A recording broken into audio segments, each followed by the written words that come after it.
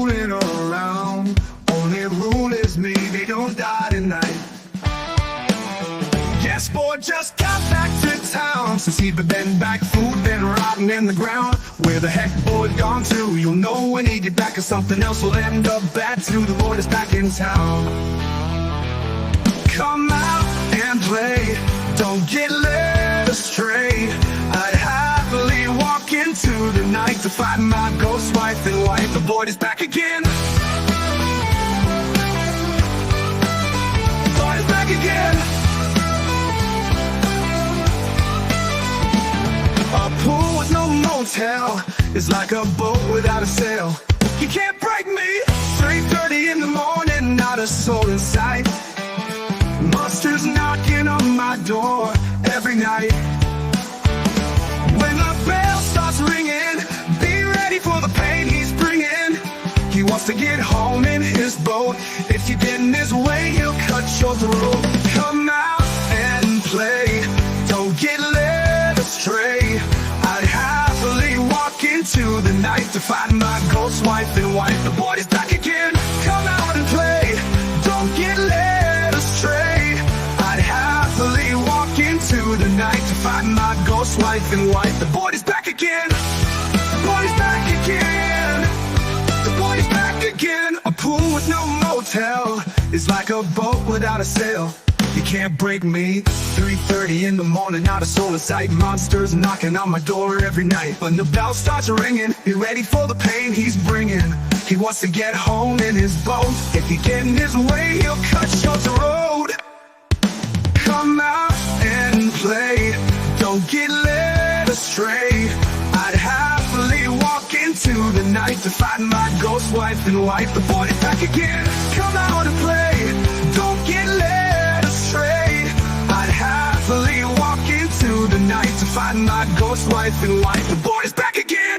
This place can't break me, even if they take me. Webs, fun demons, come worms, got enemy worms. I go to set them free. Worms don't ride a pony on the sea.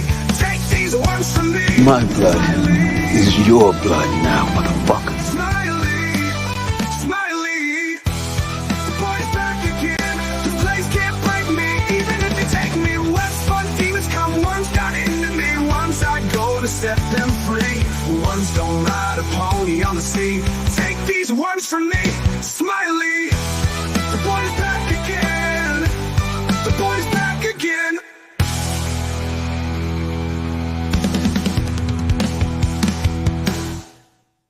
You hear that? You don't fucking break me! And welcome everybody to another Fromville Content Creator Roundtable discussion. Tonight we are going to dive deep into this week's episode, The Light of Day, and it was a doozy of an episode.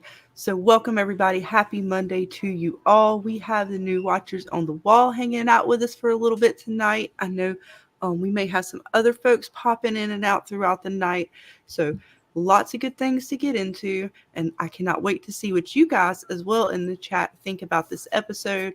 Lots of little storylines, lots of threads starting to connect, as Jade mentioned in this episode. So I am excited about it. But welcome everyone, and to the panelists, Dana and the new watcher, or was it we're just got one watcher for tonight? But welcome. How are you guys doing? Doing great. How about yourselves? Awesome. Doing good. Yes, indeed. I'm excited. Halfway point, right? We're halfway through, guys. Through the season. I know, that makes me sad. It's crazy. We're going to have a little break period. We get a little week break, but at least it'd give us a chance to digest this half of the season fully before we get ready to dive into the next half. So there's a lot of things coming up that me and Dana will discuss later on in the stream. Some announcements. I know you guys have probably heard about them over on Jeremy's channel, Jeremy Ice and Fire. So we're going to let you guys know a little bit more about that as well later on in the stream. But for now, let's see who we got hanging out with us tonight, shall we?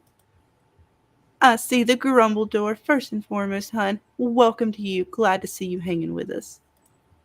I see Arrow. Nice. that you were hanging with us tonight. Love some of the things you've been coming up with. I know I've seen some of your things in the Discord. Always great to see you hanging with us in the chat. I see Andy hanging out. Let's go. Yes, let's go. Awesome episode. And I have some interesting thoughts on Dale and the swimming pool. Let's see who else we got. I see Steph1816. What is up, hun? Glad to see you are hanging with us. Excited for this round table. Yes, let's go. I see Bitey hanging out as always. Welcome to you, hun. Hope your week has started awesome. I see Miss Delcinia. Always glad to see you. Awesome mod and awesome friend hanging in the chat. Hope your Monday has started off awesome as well. And I see Meow Row Growl hanging with us. Woo! What is up, hun? It is Monday. I see C. Masterson. What is up? Just getting in. Hello, everyone. Well, awesome. We are just getting started, so it is perfect timing. Let's see. I see Daryl Seymour in the chat hanging out with us tonight. Welcome to you, hun. I see Vanessa Wicked. Yes. Oh, the sexy. Okay, we've made later. We'll get in the stream. If you're talking about the other version of the Void song, we can play it. I have it on Suno, so we can bring it up and play it for you guys later. I don't have it ready with clips yet, but I'm going to try to work on that this week. We got All City in the house. What is up? The Void is back again. Yes, he is back in town, folks. You know there's something up. The Void is back in town. I see Debbie Abibo Bebby hanging out with us. Hey, beautiful ladies, have a great stream. Well, thank you, hun, and we hope you have a great night and week. See who else I see? I see Peter Griffin. Welcome, hun. I see Laser Bean Sports. Welcome to you. See who else? If I miss anybody, I'm so sorry. I see PM hanging out with us. Welcome, hun. Glad to see you. I see Gothic Chick hanging out. What is up? Okay, I'm trying to make sure I don't miss anybody, but welcome, everyone. I know I'm trying to catch up. I'm so far behind you guys. Killing it tonight. I see Easy hanging out with us. Hey, I got videos that explains everything. Ooh. Wow. Ooh. Is it, as long as it's not spoilers, drop it in our Discord. We may check it out. No full spoilers, but if it is your own thoughts and theories, we always love to hear them.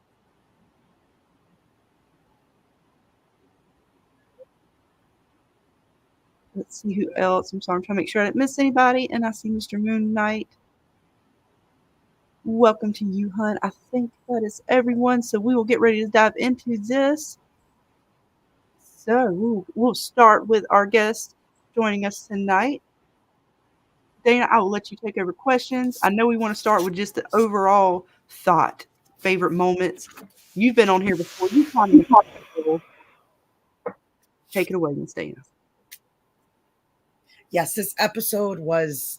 I know we've been hearing filler, but I did not take this episode to be a filler at all. I thought it definitely gave us everything that we love about this show, even though it wasn't a jam-packed episode like some of the other ones. But Watcher, what was your favorite moment this week? Yeah, like personally, this is one of my favorite episodes of the season. The people are finally starting to do what we've been wishing that they would do for so long, which was start to communicate, start to talk to each other, because there's so much information that needs to be shared so they can try to solve this enigma, right? And Yep. I love this episode absolutely, to the highest level. I mean, there was a couple of things that just really stood out to me. I think everybody and their mama's going to say the Victor scene. Such an emotional scene, them hugging, them connecting. Just even the lead up to it when Victor was, just talking about how he was afraid to meet his father because when he left him, he was a boy.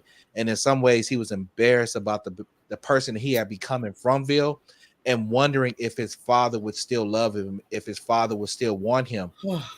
And when we saw that connection, my goodness, such a great scene with them connecting.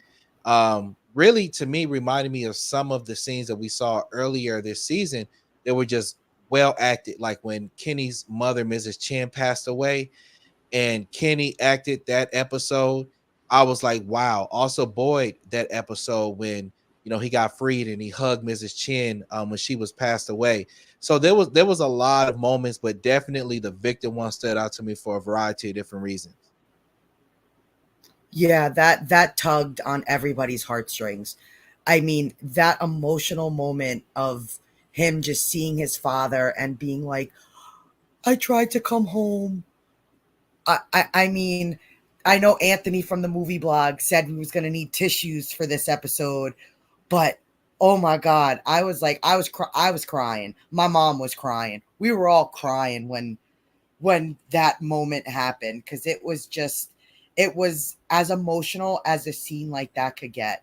And the way like his dad just kind of took him in and didn't like he didn't he still hugged him. I was just like, you couldn't get any better than that. And I know it's been going around, but if there are not some award nominees for some of these actors on From, like Jeremy says, we're gonna riot, because I think that there's definitely some of these actors that deserve at least a nod. Even if they don't bring home the trophy, they deserve to be nominated for some of the acting in some of these episodes as of this season. That's me personally. Yeah, I But, agree. I mean, like it was great. It was great. What about you, Scarlett? What was your favorite moment?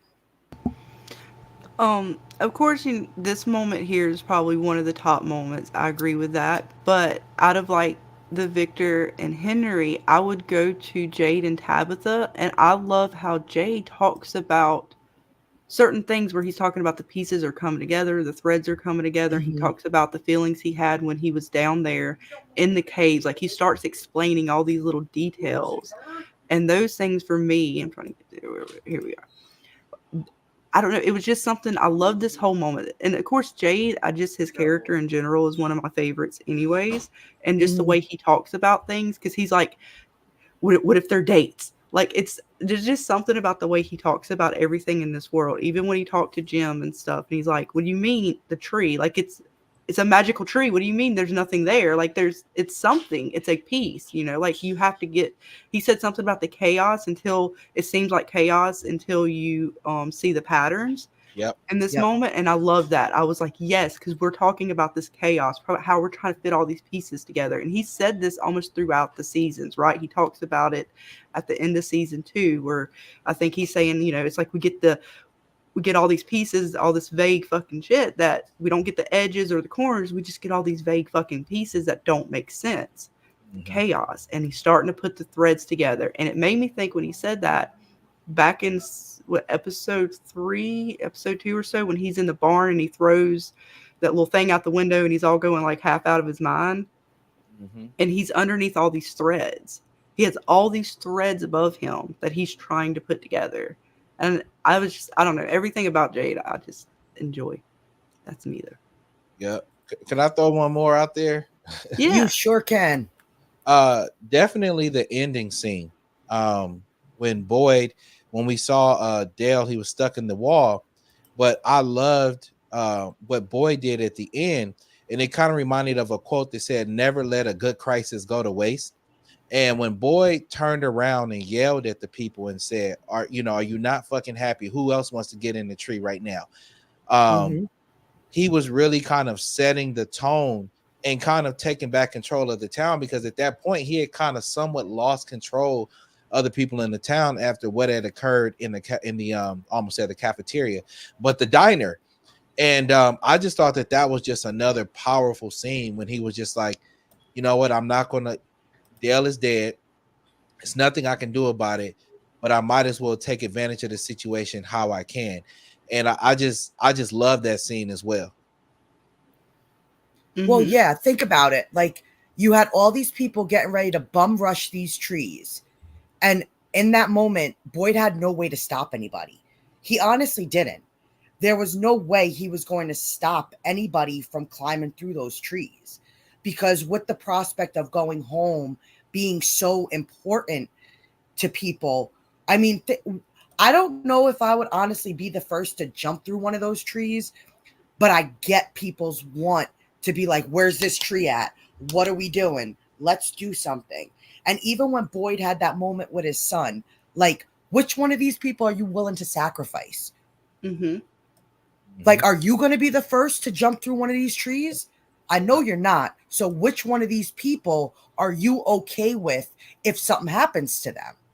And it's as much as he wanted to, like, kind of answer his father, he knew his father was right, because who are you going to pick? Whose life is, worth less, worth more in that moment of deciding who's going to be the guinea pig? Yep. Guys in the And I chat, think let us know what your favorite moments are too, so we will highlight those as well. Go ahead. I'm sorry. no, I was just gonna say I think that was some foreshadowing as well, because my wife and I on our channel, we are firm believers that there's going to be some kind of rift and split in the community, and there are a variety of different things that can do that. But one of the things that we think is definitely going to do that is when they find out that something's wrong with Fatima. I think that that's going to create a big rift between Boyd and his son. And if that baby is a monster, or if she's transitioning to a monster, then that means that she's either got to be quarantined, or she may even have to be killed. And I think that they're setting us up when he turned his son around and said, "Who are you willing to sacrifice?" They're showing us that Boyd is willing to do what is necessary for the greater good. That meant leaving Randall behind in the last episode. That may mean killing someone who is turned into a monster. I don't know if people saw the trailer for episode 6. Now I don't want to spoil it for people. Can we talk about that trailer for episode 6? Since it's just We're actually gonna play. Yep, we're gonna play the trailer after we talk about this episode a little bit. Yep. All right, so I won't talk about the trailer then. No, you could. I mean, if you have something to say about it, feel free. We don't consider the trailer a spoiler. Oh, okay. Because in the trailer for episode 6, they show that Fatima, that they have gathered a what is that device called that you use on pregnant women to check the fetus and stuff? Oh, Scarlet, the ultrasound machine. Ultrasound. So there's an ultrasound machine that they found in that ambulance, and they are going to use the ultrasound machine on Fatima. And I think that's going to be really interesting because she had a weird look on her face. Everybody else had a weird look on their face. So we're going to get a chance to see if she is actually pregnant, and if she is pregnant, what might be going on with that fetus, because really it's only 2 options, and either option really is probably not a good thing. It's going to create some turmoil in the town. Yes. Well, Vic, our mod Vic, she is a big believer that Fatima is not pregnant. She has been championing that and as for a while now. So she is a big believer that Fatima is not even pregnant. So I guess we're going to have those answers come next episode. Yep. It's going to be interesting. It's going to be interesting what they see. Let's see what some of you guys in the chat were saying. I saw Peter Griffin said, the whole season has been great. It's tough to pull 5 in a row. Absolutely. This season has been a killer. See what else we got. Daryl Seymour says, the Aftermath episodes have been the best so far. Aftermath of Barn, Aftermath of Tabitha getting back. I know, right? Like these quote-unquote filler episodes, to me, they haven't been quite filler. They have absolutely been just as good as the action-packed episodes, at least in my opinion, as well. CC Master said, question, can someone connect the numbers to a chess game? The numbers from the lighthouse. Ooh, I don't know. It's possible. Those numbers are interesting. And what does it all mean? Let's see. Daryl Seymour says, Boyd and Ella scene is my favorite. Harold crushed that scene. Who's your pick? Yes, who you gonna pick to send through the tree? Who will be next? And welcome everybody. I see a lot of you guys joining us. We are just diving into the episode. But yeah, really awesome episode. Everything that Jade says in this episode is some of my favorite scenes. One of you guys were talking about how, let's see, where was it? I did not start it. Oh no. But it was talking about how Jade was talking about the town, meetings, like any meeting with more than 3 people, is basically worthless. And I loved it because he was like, "Yep, see, it's just Yep. he speaks truth." Jade was the old Jade in this episode. I feel like he had kind of lost himself, due to the despair and the different things he was going through. Just even that old Jade that stole the bike and and what was that season 1 riding around and just real jovial. And I felt like we had a few of those moments in this episode where we got a chance to see that old Jade again. And he's one of my favorite characters on the show. Oh yeah, Very- absolutely. Ooh, and Robert Oh, Sanders. Oh, sorry. Dulcinia's Oracle talk in the chat, because if they, Yes. I've been trying to reach them. If they want the link, they're more than welcome to come up. Because I Yes, did feel message free. them. Yes, creators, Yes. feel free to let us know if you would like to come join us on panel tonight. We will send you out the link. And see, Absolutely. Robert Sanders says, "Hi, chat. Boyd's decisions about Randall and the animals in Fatima's fetus and people going into the tree are all manifestations of Jade's trolley car morale dilemma discussion with Tom." Ooh, and I cannot wait to hear even more about that. We will have Robert Sanders with us this Saturday. Hopefully we will get him on and get to discuss all of his thoughts and theories on this awesome show, because I'm telling you guys, if you know Robert Sanders, he deep dives this show just as much as I'm the rest very of us. interested. I'm I very know interested in his color some theory. theories. Yes, the color theories. I cannot wait to see it, and I'm starting to see where he's coming from now. After he mentioned which colors, and I'm like, okay, I see where you're going. So I can't wait to see where he takes it. Yes. What else do we have, Miss Dana? What is our next question? Well, speaking of Jade and the bottle tree, I'm a little curious if you think there's going to be any repercussions to everybody ripping down them bottles from the bottle tree. I know that we see in the preview that we're going to play in a little while that Jade is at another bottle tree and he does rip down all these bottles. Jim ripped down all these bottles. Watcher, do you think there's going to be like any repercussion to them just tearing down these bottles off of the bottle tree? To be honest, I have no freaking idea. But then again, Fromville does have a tendency to punish those who push the envelope. So maybe there will be some repercussions for pulling those things down. We don't know if those, some people have theorized that inside those bottles we have, time periods when different things went on throughout Fromville. Maybe it releases, some of those things that they may have experienced in the past. But to be honest about it, I have no idea what might happen when they pull those bottles down. Do you possibly think Dale was one of those repercussions? It is possible, because one of the things that I've been thinking about is who and what determines if a tree is safe to go into, and then where a person goes, right? Because if we remember at the end of season 2, when Boyd had got bit by all those spiders and they were headed to the lighthouse and they were looking for somewhere to shelter in place, the boy in white pointed to a tree. And did not Boyd and Sarah both go into the same tree? If memory serves me correct, did they go into the same tree? I believe it was 2 separate trees, but I don't know if it was ever confirmed. They looked like 2 separate trees. Okay, so they went into 2 separate trees. Okay. Like, Boyd never went into the bottle tree. He went into a faraway tree. The bottle tree they made it to, but they never went into it, and it never had a hole opened, which is another one of our questions. What that tree go did with Sarah it. go into? Like, because it was a faraway tree. Both of them went into the same tree, though? Yeah. It Yes, was just I like think a normal they both faraway went to the tree. same tree. Yes. Kind of like the one that Victor found when he was Yeah. showing Ethan, like, we never know where things are going to end up. And Yes. sometimes you could end up in a mountain.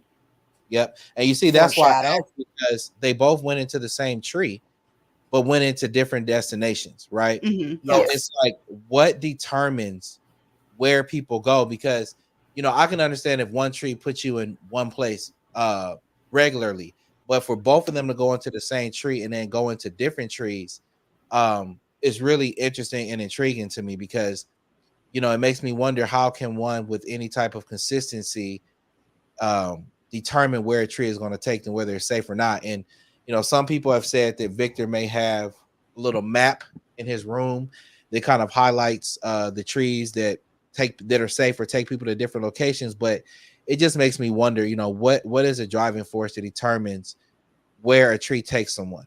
You know what I'm saying? And who decides, you know, who in the universe decides where that tree takes you?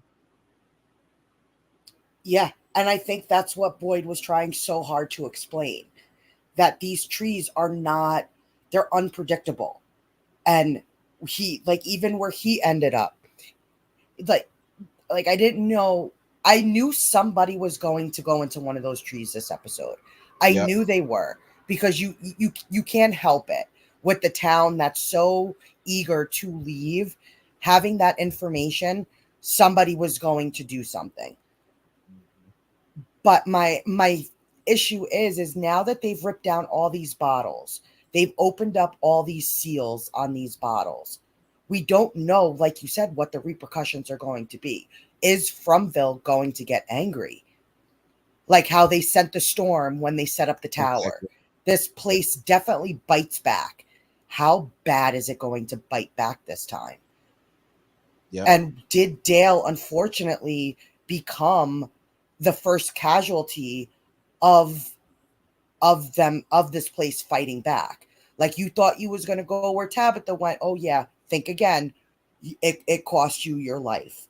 Yep. So who knows, no matter what tree anybody goes in at this point, what's going to happen to them. Exactly. I don't know. What about you, Scarlett? You think anything's going to come from them ripping down all these bottles? Because I know you thought that they were definitely something that maybe held spirits. Yeah, they're interesting because I don't know if they're coordinates, because there's so many dates that if they were coordinates, like a directional thing to send you somewhere, that's a lot of numbers, because we're talking about how many bottles are in this tree, right? So I like what I'm sorry, I lost it. But here it is. See, Masterton is saying, my wife said that Ethan will be the one to figure out the numbers because adults will overthink it, and that's what I'm going with here. Is that we're going to overthink these numbers, and I think the bottle tree is special for some reason, but I don't know if it's just the numbers are directional. Because this tree is special, and I think that the tree only opened up to whoever it's supposed to go to. So when we see Boyd and Sarah, the tree doesn't have an opening to it back in like season 1. They find the bottle tree, but there's no hole that's opened up. The hole is only opened up now because of either Jade or Tabitha.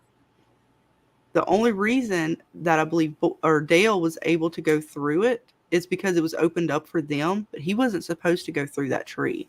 That tree is special for particular people who have access to that. Now, who's controlling that? I don't know. And I'm still not sure where I stand with the bottles. Bottles historically would hanging like that would be to capture spirits, and they've clearly captured something. But if this is more like C-word, like messages, then is this some sort of I don't know, Morse code or anything like that, or some sort of code that these are messages in a bottle left by the past Tabithas or Jades? I'm honestly not sure. I'm honestly more interested in why the hole opens up and who it opens up for, because this one's supposed to be special, at least by everything they've told us. And while this time Dale has ended up in a interesting predicament for himself, why was it him that ended up there in the way he did? We know that the faraway trees do that. Did the bottles taking it down do that? Well, Tabitha, the one she went through, nothing was taken down, right? I'm still trying to put those pieces together, because I think the one Tabitha goes through, there was nothing taken down. The one that they took the bottles down was the one that Boyd goes to, right? So it still could stand that you have to have the bottles up there. I don't know. I'm still working through it. Let's see what you guys are saying. Yeah, a lot of it's a lot to work through, you know. And then it's funny, I think it's for everybody. Sometimes we think we're heading in the right direction and the show do something else, and we're like, oh, that was wrong. But that's why I had to think back, right? Like I had to think back too. I was like, wait a minute, maybe it ain't right because we had this back in this season, and they totally throw you off. Yeah, and that's what I guess that's what makes it fun. You know what I'm saying? Because literally you could probably sit down every day and talk about this show and talk, find something else different to talk about because it's just that type of show. Mm-hmm. See, Adidas Lee says, I'm sorry if I did not pronounce that right. I wonder if the bottles and the people going through the holes represent frequencies of some kind, like on a radio. Ooh, and I like that. Yes, there's definitely something to do with the frequencies and how they travel. We know that they can most not just like radio waves, but just waves in general, sound waves and other things can travel through dimensions even, or at least that is theorized out there. So it is possible, all things I would believe. Let's see what else we got. Maybe birthday of the chosen one through the years, says PM. Ooh, okay. That could be. So we have past, present, and future birth dates perhaps in the bottles. It could be. Possibly. I don't know. These bottle trees really freak me out because there's just so much unknown to them. And I even know I love the theory that when Boyd went through the Faraway tree, because he had the 1869 in his like persons on him, that's possibly why he ended up where he ended up. So I don't know. I can't make these bottle trees. So they freak me out a little bit, but to just rip down the bottles and start opening them, like I get why Jade's doing it, but I don't know what repercussions that's going to cause. Did you guys ever wonder, I was sitting here as we're kind of just speculating what these numbers and stuff is. Why didn't anybody in Fromtown have like a journal? Does anybody in Fromtown like have like a good solid journal, that kind of describes who came into the town, when they left the town, just things that people learn throughout the time? There's nothing like that in the show, is there? The only journal I've seen is the one that Tien Chen gave to Jade, but it wasn't really like a journal. There was no information in it besides just the symbol drawn over and over and over again. Yeah. So that's a smart point. But as we've seen, these people don't like to communicate with each other. Like, I think even in the town meeting, that was the first time Boyd ever said he went through a faraway tree and ended up in where he did. So, like, I don't know, but you're right. I feel like they definitely should be keeping track of certain information, but they're just not. Yeah, I mean, you would think, just like how Boyd has kind of taken charge of the town, that you would have had somebody, even if it was one person, just documenting daily, A scribe or something, right? Yeah. When people, the date they come into the town, a little summary of each person. This person was an engineer in their profession. They're this old. This is where they're from. We saw something similar like that with the map in Boyd's office, where he just has like dots where people were traveling from, right? But how beneficial would it have been if there was somebody that was a scribe? We had the Peach Truck map, right? The who? The Peach Truck map and Victor's little what was it? I'm drawing a blank now what it's called. The canning truck where he had his little stash. He took Tabitha after they came out of the caves. Yeah. It has that map that sort of depicts not so much the history per se, but it kind of it shows some sort of history mapping, or at least a map of from to a degree. It even some things that may have happened. It has the moon cycles on it, weather and other things that are kind of, it has something on the side. It has numbers almost if it's marking out a game or plotting different sections and stuff like that. It's got the faraway trees on it. It's got what we think are now the totems on it. Possibly even the cannibal village. Some people think there's a little spot on it that depicts that. We have the crosses that we now have seen in Miranda's painting for the church with all the little crosses. Well, there's a part on the Peach Truck map that I don't know if it's necessarily close to the church in town, but it does have a section with all the little crosses on it. I'm gonna see if I can't find that Peach Truck map. But this, we are talking about journals. Boyd found this as well in the bus of Randall's supplies or his items. He may be possibly keeping a journal of events that he has seen. Yeah, because he was very particular, observing what are the monsters doing at those specific times and things like that.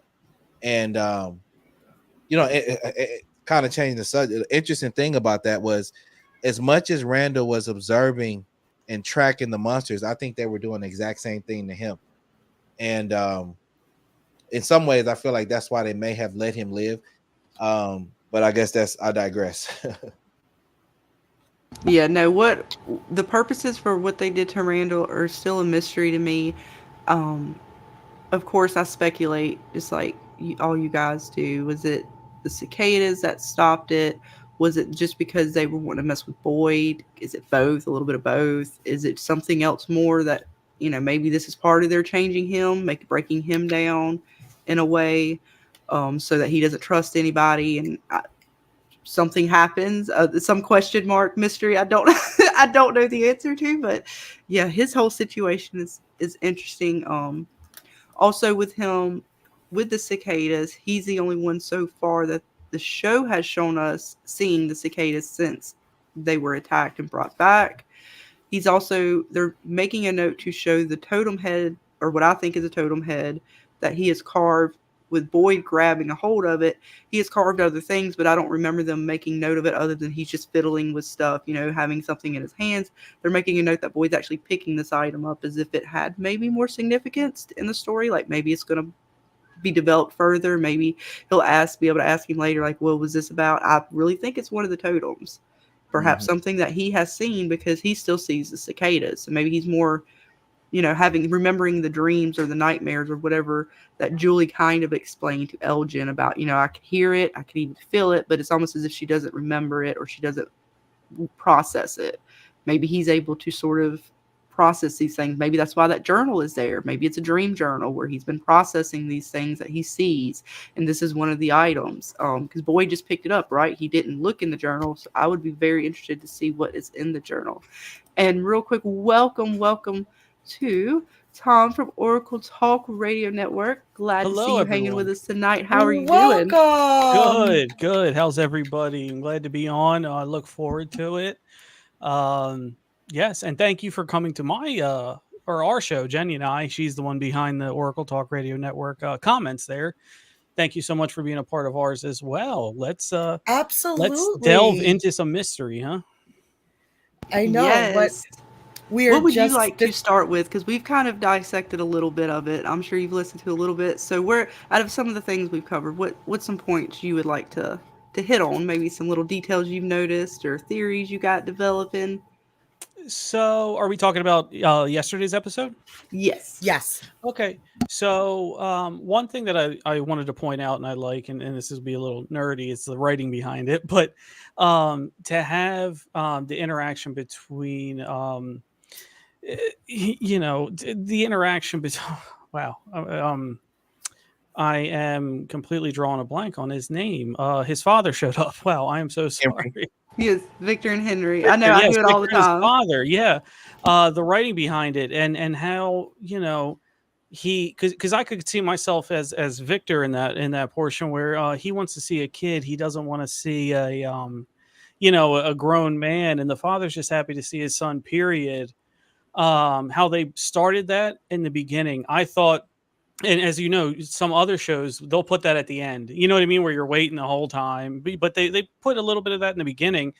And then as you start to get to the end, you have that, oh, there they are, the reveal, right? Where they both are there. And they're talking. And, it broke my heart to hear Victor say, I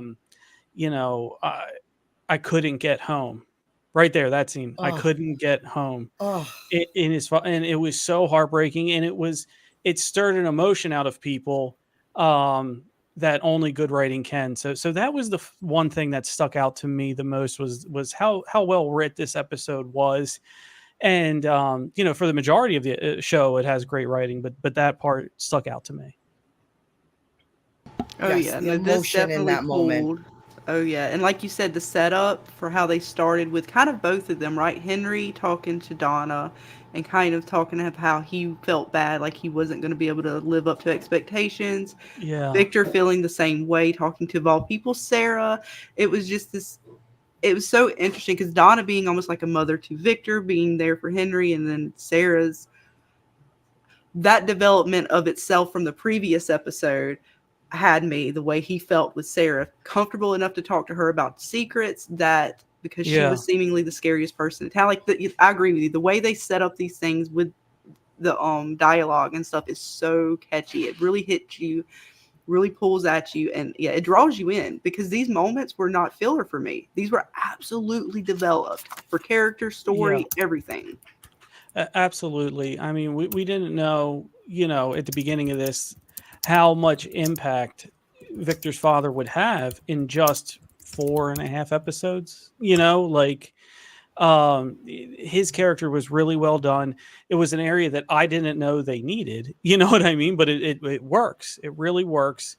And you know, with Victor, you're right. With Sarah, he really starts to trust her because, as we know, the Victor of old is, you know, no, and then he would not talk to anybody about anything. But he let her in, especially in the walk before and when his father, you know, when he first left the house, when they were telling him that his father was here, all of those emotions to me were organic. You know, I could see myself emoting the same way. So that's where you know, that's really where I took it as well is, man, this is really organic emotion, and they didn't have to do any cheap ploys for it either. Exactly. It really didn't. But I know we only have Watcher for a short time this evening. So before we send him off, is there any final thoughts of this episode you'd like to share with us before you go? Yeah, I'm gonna hang around a little bit more. Okay. Um, Oh, awesome. Awesome. Okay, because I just saw your message in the side chat. So I wanted to make sure we weren't holding you up from anything. no, you're good. I'm gonna hang around a little bit more. I'll just have to stay up late and work on what I gotta work on. That's what this show does to you. But before you guys join, and I see that we have somebody else with us. Welcome to the panel. We appreciate that you decided to join us on this awesome evening. We were also just talking about the bottle tree. Do you guys think that there's going to be any repercussions to them ripping down those bottles? And I do you do. possibly think Dale was one of those repercussions? Oh, yeah. You know what I think they are? I think that the numbers are birth dates. And I think they're trapped souls in those bottles. And when they took them off of the tree, they're, I believe, malevolent, evil. They're not nice. They're not nice spirits. And so they let set them free. And I think that's going to, something bad's going to happen when they did that. So you think there's going to be some chaos soon, huh? Yeah, because I think they're trapped souls. That's a big theory. That's a big theory that people have said, that they think that those bottles were put up for specific reasons to keep specific things at bay, and messing with them could possibly release bad things. So that's a big running theory that's out there in the Fromville community. Yeah. But that's awesome. What about our chat, Scarlett? What are they saying? Oh my goodness, they are killing it in here. And I know some of you guys were saying a similar thing way back up here. I'm sorry. It has been a full steam ahead with From. I'm probably not as good tonight on my game. I did not star everybody, but I know they were talking about the dates as well, being possible birth dates. I know some of you guys were saying even a possible hotel room numbers. So that is interesting. But let's see what you guys got down here. Let's see. Easy says, I think all the important people have a certain job to do in the show, and depending on who goes in the tree is where it will take them to do their job. Interesting. And that is definitely a possibility. Let's see what else you guys are saying. I know I'm so far behind tonight. Apologies, guys. It is Monday. It's a manic Monday. Let's see. The Casanova says, I'm thinking simulation slash experiment means coding involved, so trees might be a literal binary search tree in programming terms. Going to look more into this. And it could be, because like I was saying, are they possible some sort of Morse code? Are they messages from possible past like I would say like Chosen or however now they're kind of developing that storyline of is it Tabitha Jade who is the sort of chosen? So is that sort of their past messages? Maybe when they finally are going through, like maybe Tabitha was supposed to, she didn't get the memo. She was supposed to write a message in a bottle for her loved ones or something. You know, like how I don't know how that's going to go, but it's interesting. Let's see. The Grumbledore says the issue is the new dates that's like 2023, 2223 or something. Yeah, it was like, what was it? Oh, it was 2056 or 2953 or something. 26 something. Yeah, it was really, if it was a date, it would be far in the future. Or somebody said, what if you put the slash and it's like February, the month is February, the date, and then the year, which is a possibility. 2659. Thank you, Daryl. Oh, wait, so it'll be like February 6th, 1959. That could be. Like put the slash in there and it's like 2659. I'm sorry. I saw Arrow's comment and I laughed. I chuckled because he says Dell's Fromville Faraway DoorDash startup didn't get off the ground. All good. Drinks by the pool. Oh, hard. Dale the mural. Dale the mural. What do y'all think they're gonna do with him? Do you think they're gonna try to dig him out of the pool, or I have an idea. There as a remnant to remind the folks the repercussions of going into the tree? We see this right here, how it seems to be pouring out like a fountain of sorts, like a nice little oasis for a certain someone in town who may find her way to partake in her beautiful fountain that From has provided for her of Dale's blood. Because we know Fatima has been dipping her fingers in Nikki. Will she take part in the pool's fountain of Dale? That's awful to think. Somebody said Fatima's going to pick at it. See? Exactly. Like that she might. Cinnamon Sweets knows what's up. Look, it had provided Nikki. It provided the crops. It has now provided Dale. What is she just going to walk up to him with a straw and just be like, here we go. Like, how would she do that, though, with nobody seeing her? I think that's going to be, she's going to have to either go out at night and do it. But I mean, people are going to be all around. It's not going to be wide out in the open in the daytime. True. She's crazy for that. So at this point, very true. She finally did try to hide when Ellis saw her, though. She was trying. She was in a greenhouse trying to hide and sneak and eat them. But my question is, why are they holding on to the rotten vegetables for so long? You would think you would discard them. I think they were trying to compost them to turn the soil, so they were sort of had that big pile of them for the compost. And then I think she took a bucket and like had it hidden in the greenhouse to feast upon. Make sense. That might make some good sense right there. Yeah. But she did get caught and her teeth were all brown and black. Very true. Yeah, that was there she is taking part in her goodies. Yeah. And you guys were right in the chat. We did a little poll saying who would catch her. We thought they were going to catch Nikki, or someone was going to catch her with Nikki, but at least she got caught in some form, and we were trying to figure out who would catch her, and it was indeed Ellis. That is what the chat said. So you guys got it right. I consider it a win. It may not have been Nikki, but he caught her one way or the other. We will count it. Yes. Let's see what else we got. Some of you guys are saying some funny things. Hang on, Dave. This is pretty funny. I'm sorry. But Annie's saying Fatima and Dale sitting in a pool, KISSING. Oh my God. One of the themes this show seems to have is whenever they get hope, they like to, Fromville, the monsters, whatever entity it is, likes to snatch it away. You have a woman who returns from going through a tree. The next person who goes through a tree, look what ended up happening to them. Exactly. So it's almost like they want you to have the roller coaster. They want you to have the joy with the, hopelessness. And I think a lot of things keep coming back to that. Yes. Yes. Very much so. This place definitely feeds on emotions one way or another, whether they be good or bad.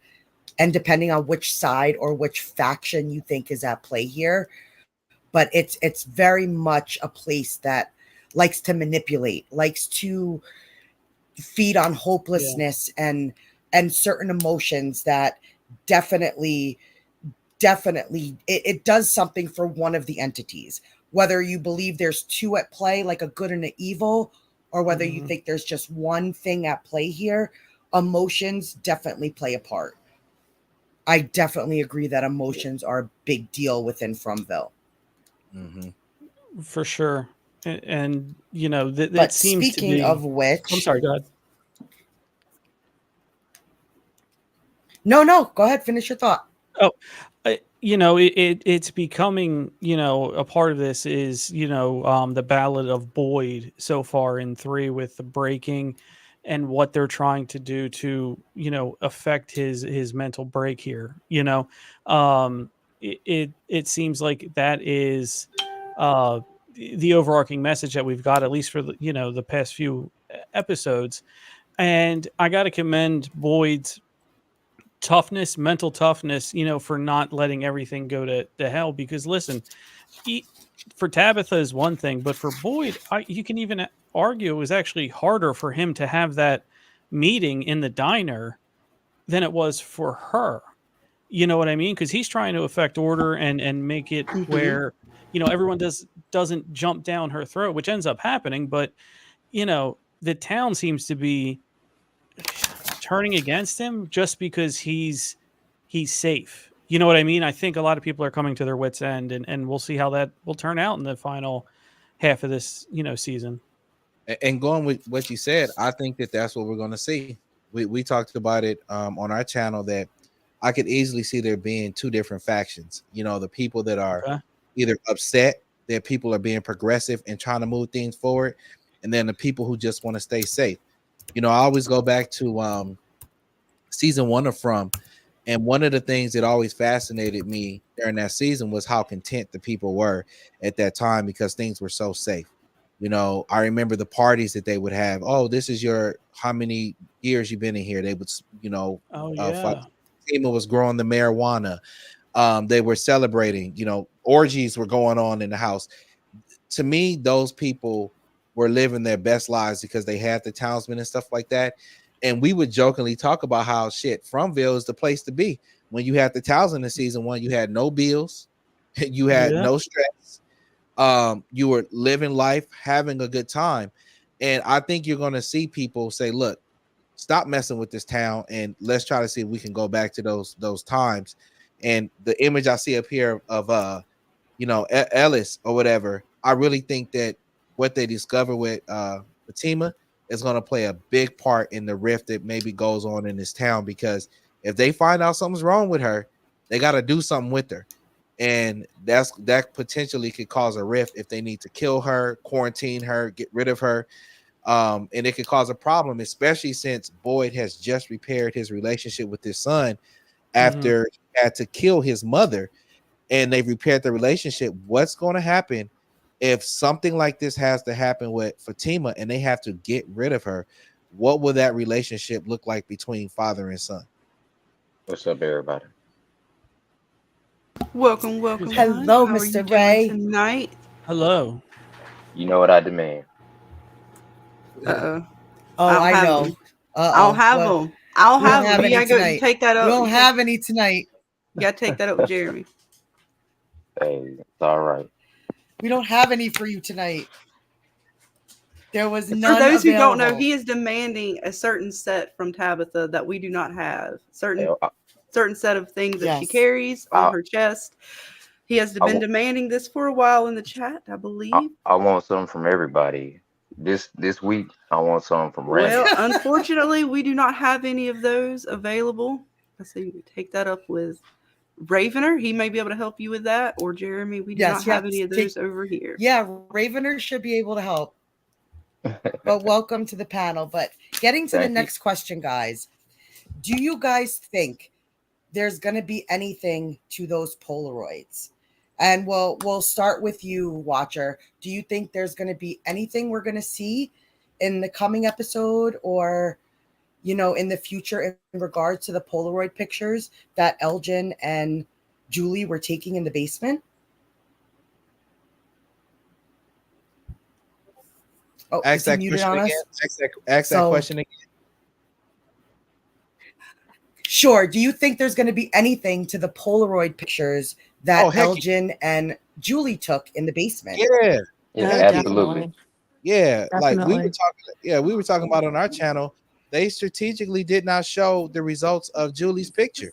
Yeah. I think that when we see that doggone Polaroid, and she's going to be another thing in the town that can split this town, because if there are people they have demons following them, or they're turning into monsters, they're going to have to get rid of these people, or quarantine them or kill them, and it's going to create a huge rift in this community. Could you just imagine if Boyd has to get rid of Fatima, and then they got to get rid of Julie, and the chaos that causes with the Matthews family? Like, I really think they're setting us up for there to be some serious rifts here. And I know for a fact they didn't show us that Polaroid of her for a specific reason, man. And I can't wait to see it next episode, what her Polaroid picture is gonna look like. And there's a old wives' tale. It's gonna be interesting. So Exactly.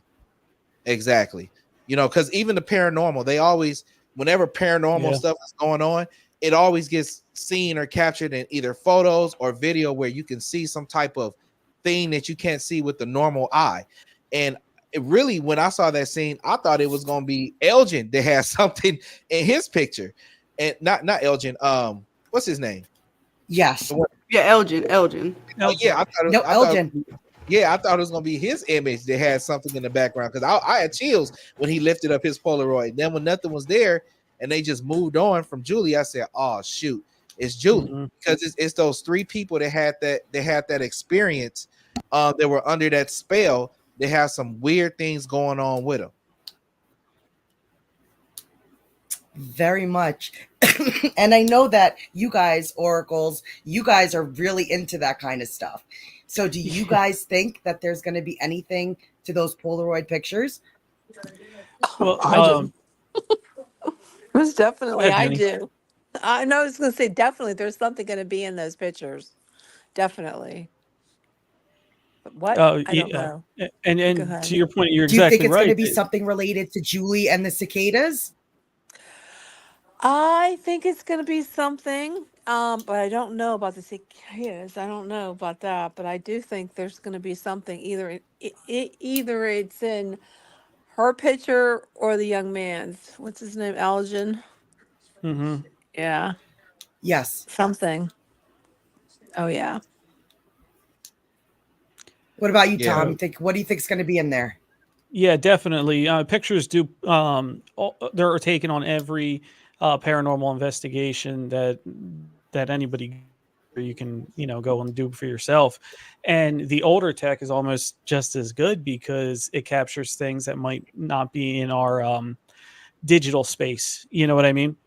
So when they took that picture with the old Polaroid, there's still paranormal investigations that bring those old Polaroids around, and you get crazy images of them where it sees things again that you don't, you wouldn't see with the naked eye. And I definitely think that's going to be a part of it.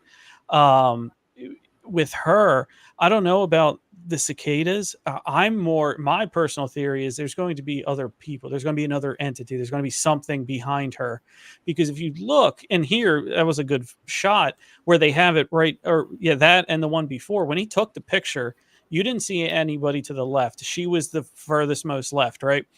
And then when you see the side, they're side by side, it's almost off center where there could have been something else there. That's what I think is there. When you see hers, you're going to see somebody behind her. Yep. Yeah. The rule of third. Yeah. It might be Tommy. It might be their, her deceased younger brother. That could be it too. That's my theory. That's interesting. Remember, he called apparently. Yeah, yes. I like that, because when I saw the image too, like when you talk about like the rule of thirds and photography and videography, she was all the way moved over. And they generally do that because you always want like a negative space over there so that people can see what's over there to just, you know, help with photography and videography and the way things look. So I could definitely see something standing behind her. Right on there, the right side there. of Yep, perfect image. Exactly. Yep. Can I say I'm tripping off the fact that they had a whole basement down there, and we just found out. Yeah, right. Yeah. What else is down that's there? actually going to be one of my. That's going to be one of my next questions. Is about the basement. But what about you, Ray? You think there's going to be anything to those pictures? Yeah, absolutely. And then if you've seen the trailers, I don't want to spoil anything, but in the trailers you see Elgin focusing on multiple pictures. So I think there's Yes, definitely you something do. there. Yes, absolutely. Yes, And I he definitely thought it definitely was picked going to up be. on something. Yeah, absolutely. And then can I ask a question? How old Sure. is Julie supposed to be in this show, or how old is Eldon supposed to be in this show? And what's the statute of limitations in Fromville? I think they're both Yes. technically somewhere around older Yeah. teenagers. Yes. Because I think again, she's supposed to be I thought 17, she, and yeah, I thought she was like he's around 17. 19. mhm. Okay, Yeah, I Yeah. thought he was about 20, I would 19. think that she's like a minor still. Yeah. Because we All right, Elgin better watch out. yeah, I'm telling you. Because like even when they came to Fromville, Matthew's family, we talk about this all the time in our videos.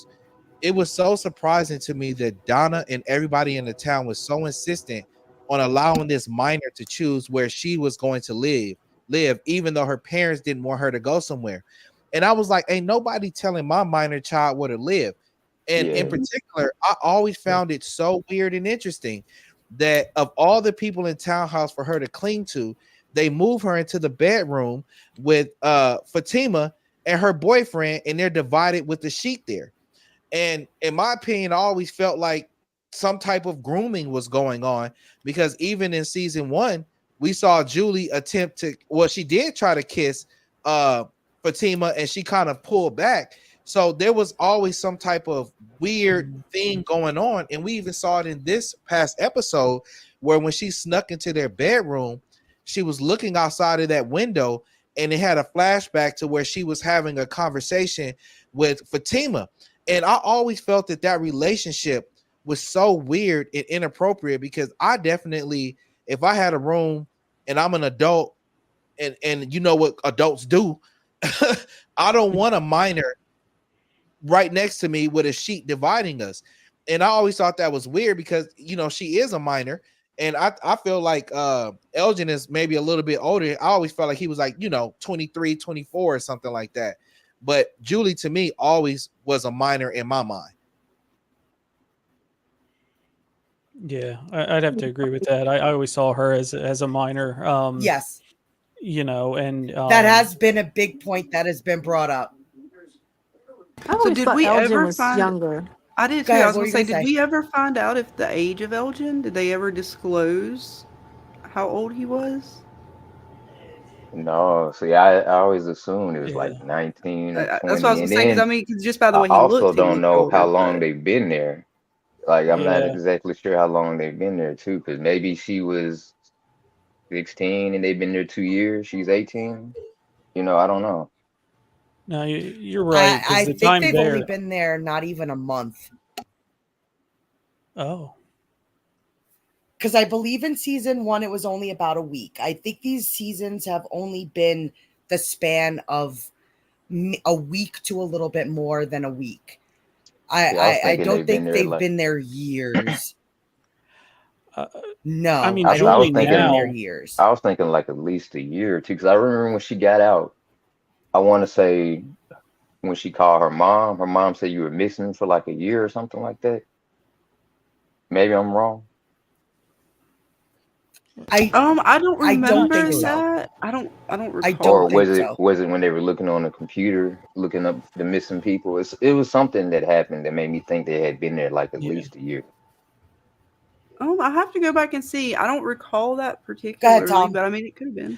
I was thinking, Julie at least is presented more mature now, season 3, than what she was when they first crashed their RV. Um, Dressing, looks, and even her dialogue.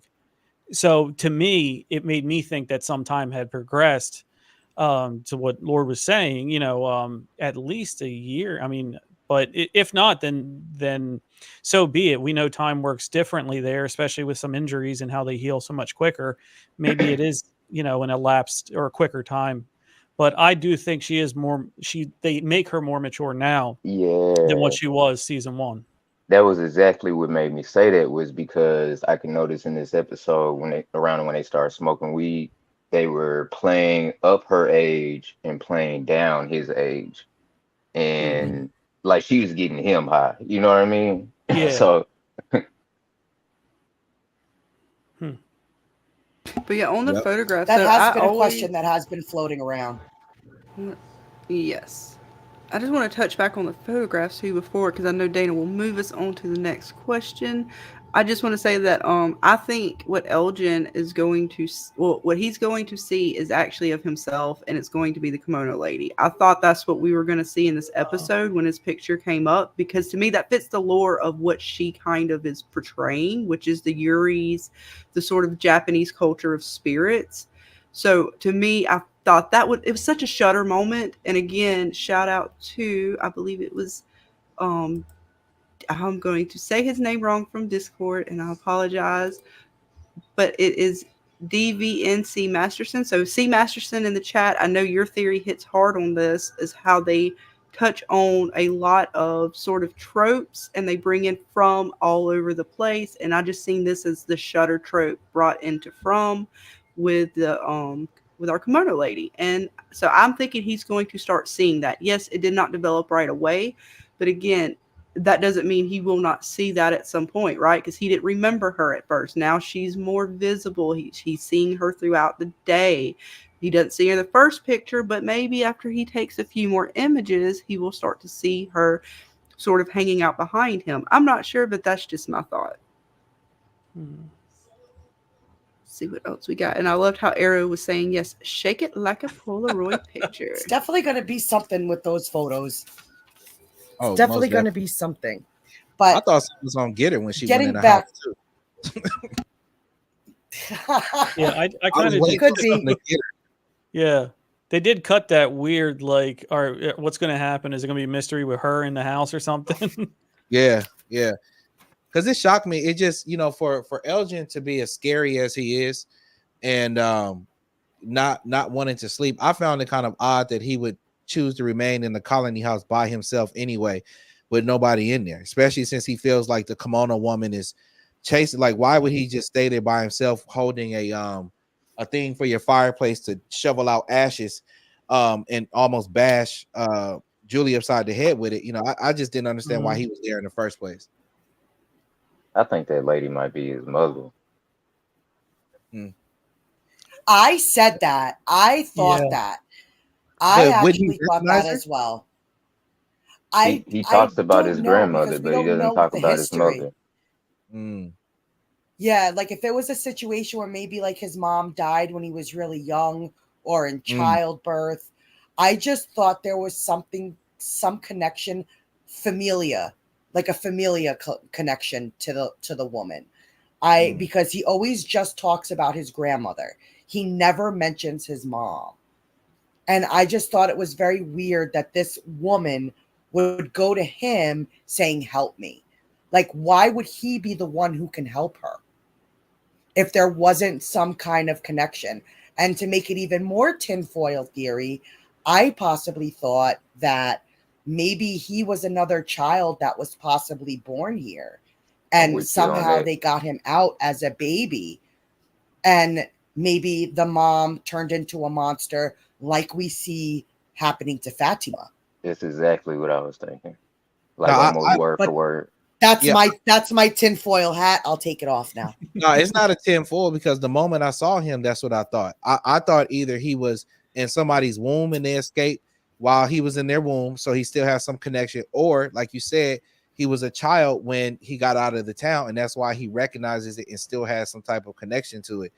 But my tinfoil thing was, and it's probably too far gone now, but I thought that he would be the child of her or something like that. And I always felt like maybe Fatima commits suicide or she drowns or something like that happens to her because she has this thing. Because I think that if they do decide that she's got to go, I think that Fatima is going to take her own life or something instead of allowing other people to do it for her, or even put Ellis in that situation where he has to choose between her and the people and safety and other people's safety.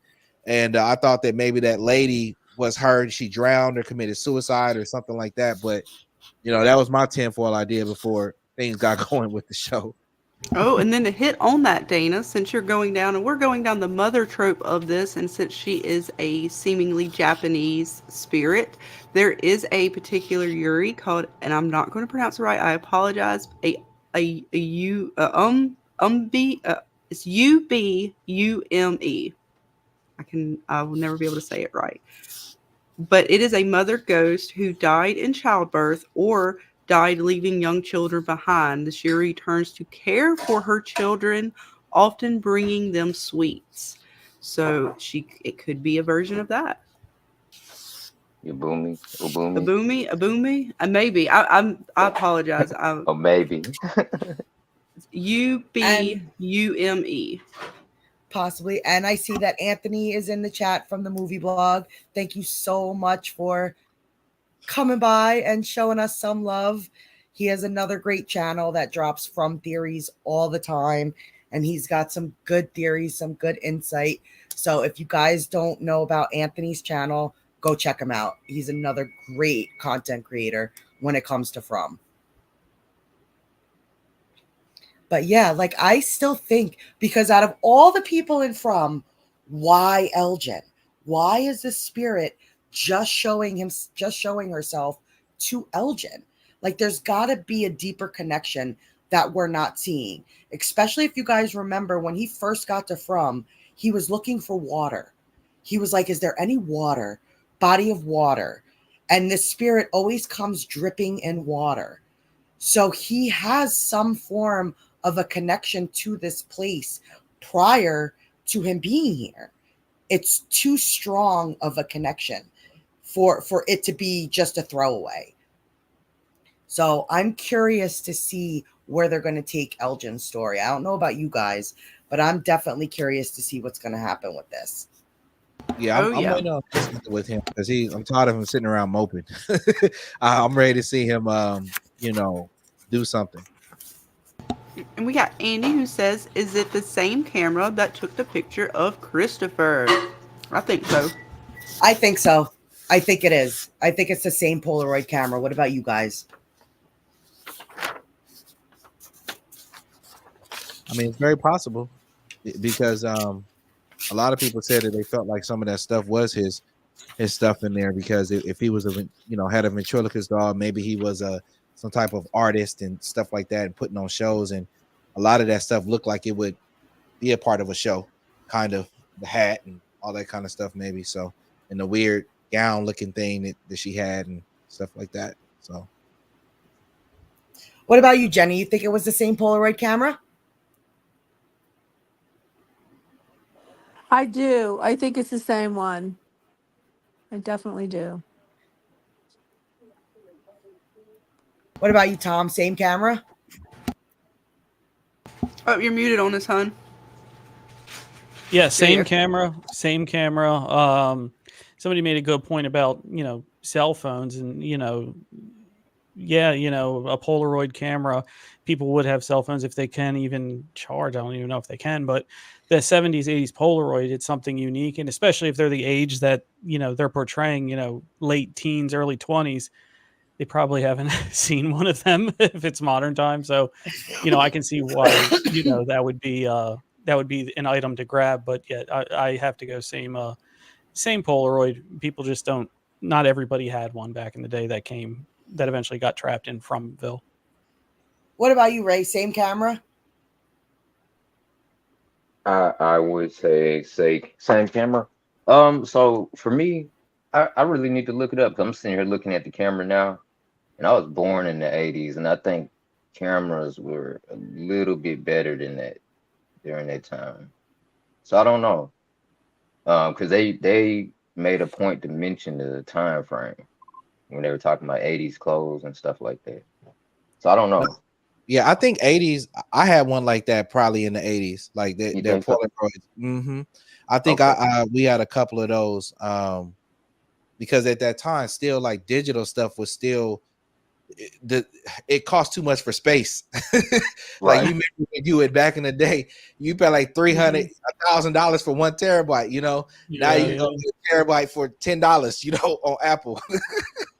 But yeah, I'm gonna roll with you on that one because it is just iffy, but I think it would be the same camera. And then the Polaroid itself looked like the same type of Polaroid that was inside that book. does a Polaroid camera like that? It has to have batteries in it, right? It has to have batteries, right? I would say so. It's an electronic device. So, do other electronic devices work in the town? Well, yeah, I think their major power problem was plugging it into an outlet. But if it's batteries, it would still work. Now, if one of these weird entities like Abby pops up, she may be able to make it flash. That's sort of messing with the waves of electromagnetic waves, or I'm not saying it properly, but they're just messing with sort of the frequencies and stuff. But as far as power stuff working, I believe it still works. The cell phone still worked when Kelly was put on the tree. Her cell phone was still working.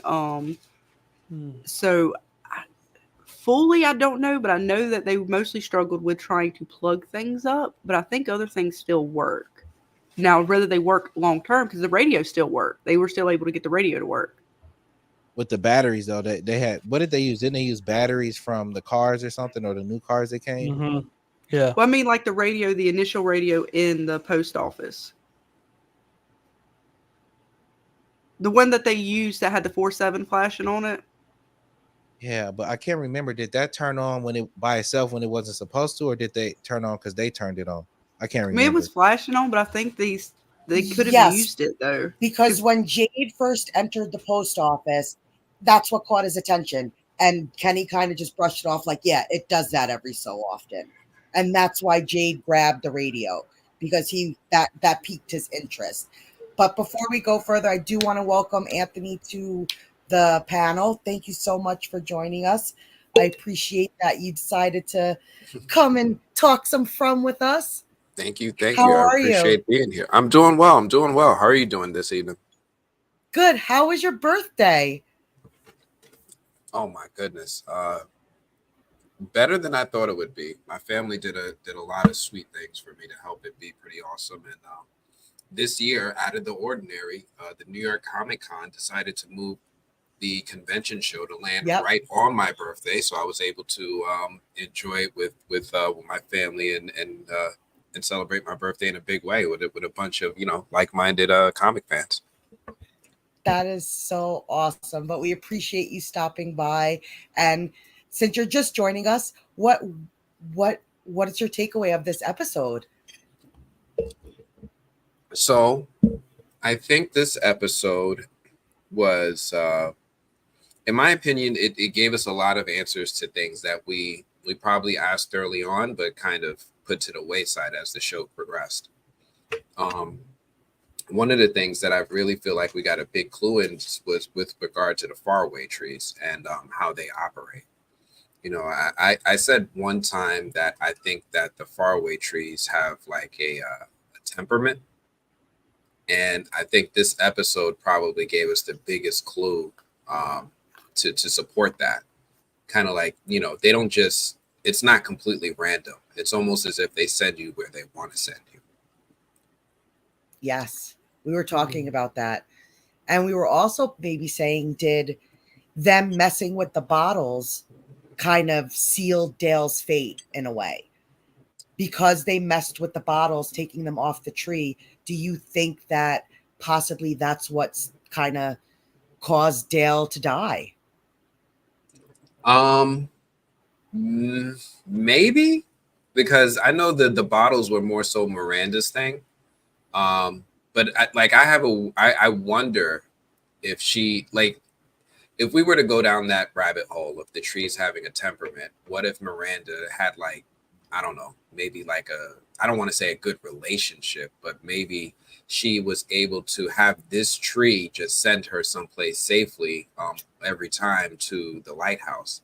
So maybe that could be the case with, messing with the things that Miranda was hanging in the tree. It just kind of rubbed them the wrong way.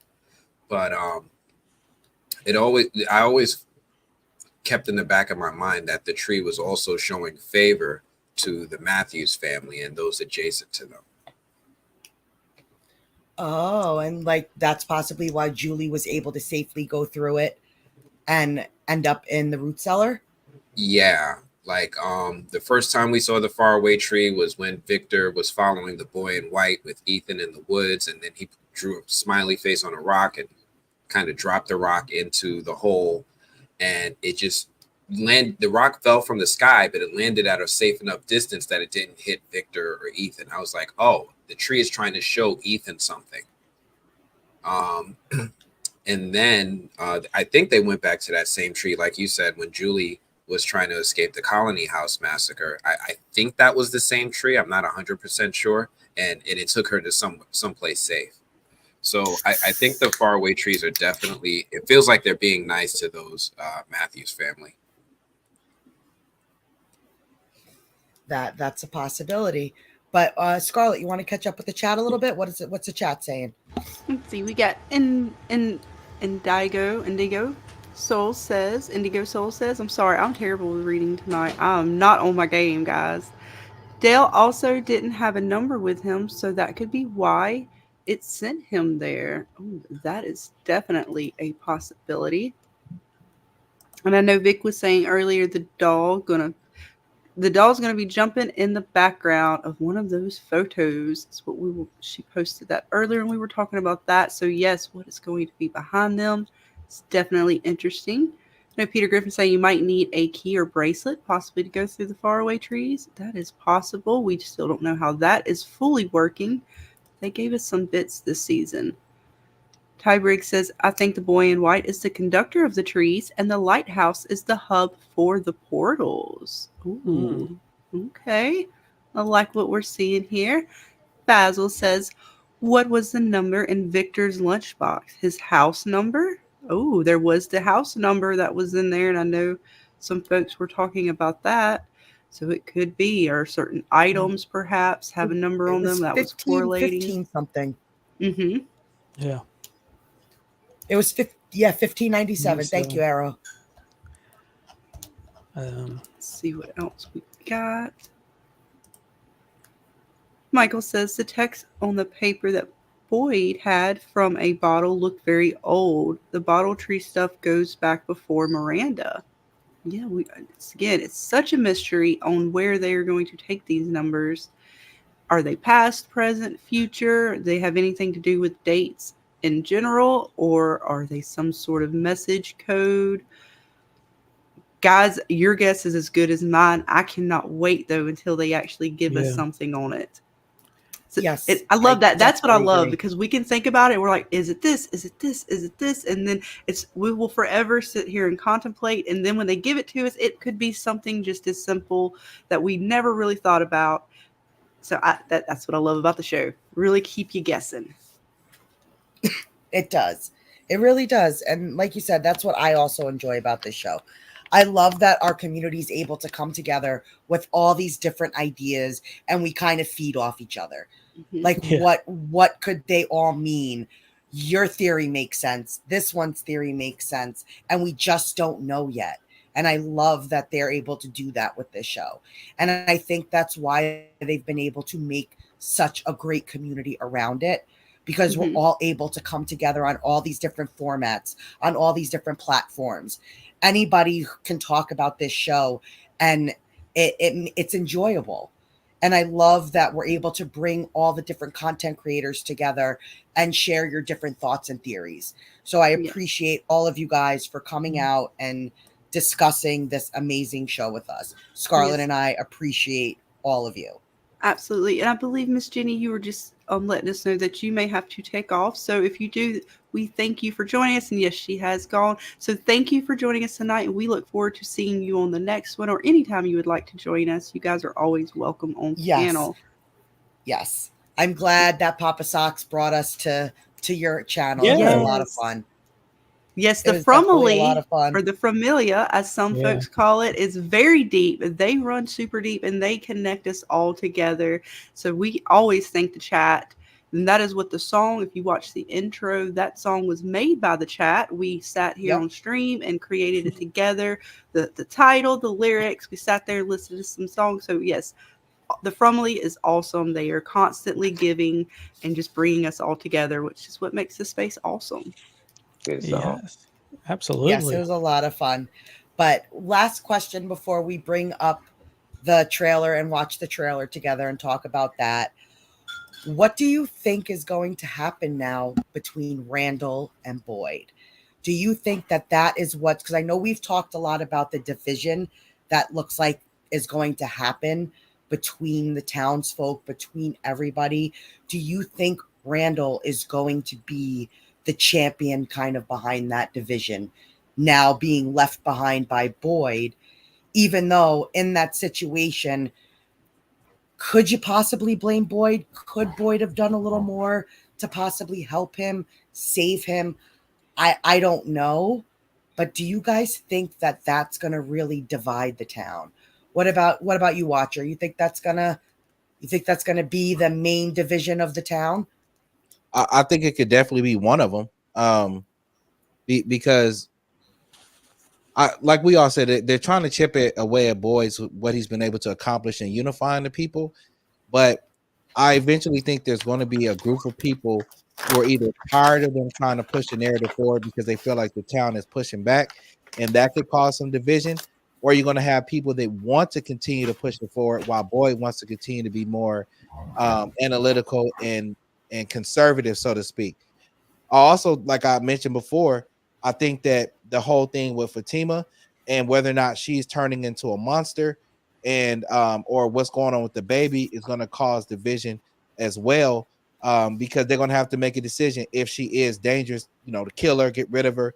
And the same thing with Julie, as we were talking about earlier, if she has some type of thing going on with her where she's transforming into a monster or she has evil spirits following her, I think there's definitely going to be a division in the town.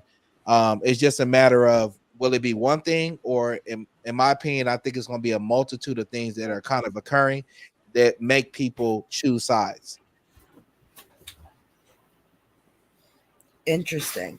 What about you, Tom? You think that Randall is going to be the cause of the division between absolutely between everybody?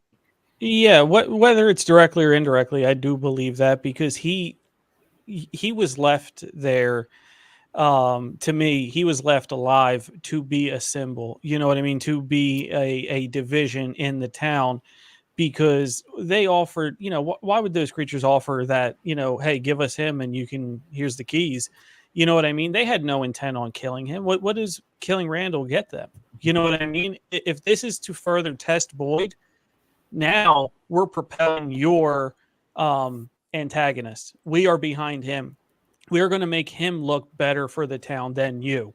You know what I mean? I think it's what they're doing, to come for Boyd for honestly disrespecting them. You know what I mean? Earlier in season 2. So I do believe, whether it's Randall directly saying, no, I'm in charge, I'm going to lead a group of people, or his message becoming a sort of like toxicity around the town, by he left me there, I have nothing to say to him. And if that message gets around the town, it's just as good as him leading another faction. It's undermining Boyd. That's all that they wanted to do. And they did it. Mm-hmm. And they chose the right guy, because I really think those monsters, like I said earlier, Randall was studying the monsters. He knew, hey, that monster sits on the swing there. This monster does that. He moves his legs. But I also think those monsters were studying him just as much as he was studying them. And to be honest about it, Randall has probably had the most interactions with these monsters than anybody in the town, maybe besides Boyd, because we saw them go up to the bus multiple times and they just talk to him and harass him, and he would look at them and harass them, and it would go this back and forth thing going on. So Yeah. I think that they knew he was the perfect guy for this because they had a chance to really learn his temperament, learn the kind of person he was, and so on and so forth. And I think that they're going to use that to their advantage. Just like what you were saying, he may be one of those catalysts to say, bro, don't talk about we stay together as a family and all of this. You left me out there. You know, shit, you could have tried to run one over with the bus real quick. You know, I mean, with the ambulance. That's an F-350. That's a heavy duty truck. You could have tried to run one of them over to help me out. You know what I'm saying? Run me over trying to help me out. At least you tried, right? Yeah. But yeah, so they chose the right one. What about you, Anthony? I know you are still in that section of you saw some stuff, but in your opinion, do you think I'm not that far ahead? I'm like one episode ahead, so it's not that far. Okay. So I feel like this show has been showing us that there's going to be a showdown between Randall and Boyd ever since Randall appeared, right? The very first time we saw Randall, aside from him trying to help dig Jim from under that house, when he saw Boyd, there was tension between them, right? I remember he was going in the bus, he was grabbing his bag, he wanted to grab his rifle. Boyd stepped to him immediately. It was like, you give me that rifle or you go live in the woods. You know, that was the first hint that they're gonna have this antagonistic attitude toward each other. And it's been something like that ever since.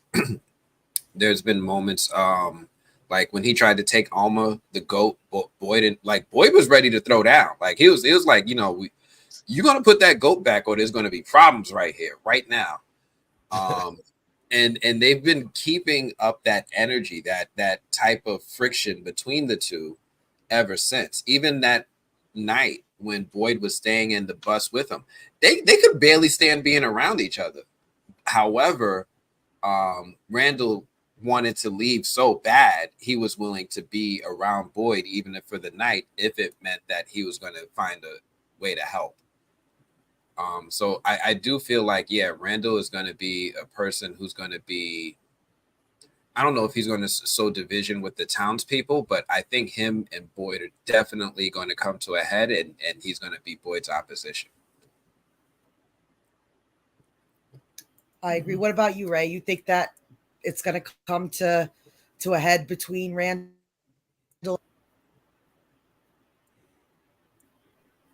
Hey, Danny, Uh-oh, you Dan, cut I out think for a second. yeah, you I'm cut sorry. out for a second. What do you think? Is there going to be a showdown between Randall and Boyd, or is there going to be peace? Oh yeah, I definitely think it's gonna be a show. I don't think Randall's letting it go. Oh, he doesn't appear to be too It- happy in that image. like I'm just as a regular person, it would take getting your face messed up like that and then letting it heal, and then you got to get over the emotional stuff, and then you might be able to be friends. Like, yeah, Mm-hmm. I don't think that's gonna happen anytime soon. So I'm pretty sure that they're gonna have it out, and then other people may follow Randall. We'll see. Mm-hmm. I have Oh, a just go ahead. just a quick. Yeah, go ahead. Well, I'll wait. I think it might be better if I wait till after the After trailer. we watch trailer. All right. Yeah. I definitely think there's going to be a little tension. I don't know how far it's going to go. I would say before pool incident, definitely Boyd could feel the powder keg, as he called it, in the town, and how close he was losing control, and how much the town was basically essentially about to be just a mad riot of everybody's running. I thought that we were going to literally get a mad chase to the woods. Everybody was going to go, or at least half the town with Dale. They were all just going to run out there finding a tree. I assumed they weren't even going to find the bottle tree. I assumed they were just going to go head first for a tree with a hole in it. God knows what they were going to find, if it was going to be a faraway tree, some random tree that they just literally ran into, and it was just happened to have a carving of a hole in it, because it is the woods. There are holes in trees. Yeah. So definitely now seeing what happened with the pool, though, takes me back to thinking, yeah, there's definitely going to possibly be sides. I agree with you guys, and even some of you guys in the chat. Yeah, there was already sort of a division from the time he got here. He was already kind of questioning authority, particularly Donna, and even more, Yep. and even related with Boyd, because those two are seen as sort of together in the heads of control of the town. So yeah, he was already questioning their motives. There was a little bit of peace there before this episode where he was even telling Boyd, like, I don't care if it's a stupid idea, whatever it is, I'm down, let's do it. Well, he got his stupid idea. It did not work out the way he thought. And so will he have some remorse at some point? I want to say he will. I don't blame him in any of these characters and their reactions to a lot of the things that go on in the episodes, because this place is definitely putting you in situations that you would probably never be in your real life. And they're putting it to the max. They're putting it to the most nightmarish thing that they could think of to put you into, and making you choose, right? Like that, for Boyd to have to choose it. So I'm hoping that maybe Randall will come around. He seemed like he came around at one point. Even Donna said it's going to take you a little bit more time than most to kind of see what's going on here. And with him kind of perhaps getting with the three, maybe they'll have some sort of way of coming together, that Julie will maybe soften him if those two become partnered up, and maybe he will realize that, hey, look, this was what happened because, hey, he was saving my mom, or Boyd's saving my mom. I'm sorry you got left behind. It sucks, but Boyd did what he had to do. Maybe he will realize, that was the choice he had to make. Maybe they'll have a conversation. He can explain, like, yeah, this is what was up. I'm sorry. I don't know. But yeah, there's a lot there that's still speculated for me. I don't have a fix on where I think they're going to stand with it yet, but There is. But do you guys forget that when Randall was in that RV and shit got hectic and there was bumping on the bottom of the RV and monsters was around, Randall bailed. He broke that window and was like, I'm out. So is he going to be able to sit there and actually say, like, follow me? He Don't didn't forget really, about what he was whittling to yeah, that little skull. like he bailed. He was out of that RV like, forget you people. I'm out. So is he the making of somebody who could lead anybody? I mean, you can lead and I not don't be a know. good leader. I don't know if he's I don't know if he's going to be like a great leader, but maybe like I said, maybe there is a group of people that say, hey, I want to be more assertive and aggressive to getting out of here, right? And they may say, let's go find the trees, or let's go try to get to the lighthouses ourselves. Because I can't remember, didn't Boyd, they got to the lighthouse without going through a tree, correct? They did. They did get dragged Yes. by in the They tent. get dragged. Yeah, we don't know what the heck they got dragged by, but it seems like it is possible to make it to the lighthouse I without think going. Well, they through a made it sort of think to the they lighthouse, right? They could see the lighthouse over. I There think was, they I want to get say, a dragged by the ravine or some Cyclops. sort of valley in between them. They didn't quite make it. I don't think, to the lighthouse in the same regard as Tabitha. No, yeah, but that's what I'm saying, because they don't They necessarily got have. close. Yeah, They got don't close. have to, go through a tree to get there necessarily. I mean, I don't know if he's going to share that with the people, share that bit of information, because I don't even know if they know he saw a lighthouse and made it that far. And it, I know he shared with a couple people that he got dragged, but not the town. But maybe some people say, hey, let's try to get over there without using the trees and get aggressive. I don't know, but his Boyd I think seems leadership. reluctant to share information with the group. Like I he think the only Cyclops dragged him. The Cyclops. So Could be. What were you going to say? when Tabitha was in the basement talking to Victor's father, Mm-hmm. on the wall there was a Cyclops. No, and I haven't seen too many people talking Oh, the about one that. with the yellow coming out of its mouth, right? Right, exactly. I think it was Yeah, I don't know what you would call it other than a Miranda's Cyclops. paintings. Yeah, he Yeah, does. He got kind of like the Cyclops look, and he's got like a mullet going on or something like that. Got right. like the Joe Dirt mullet and one eye.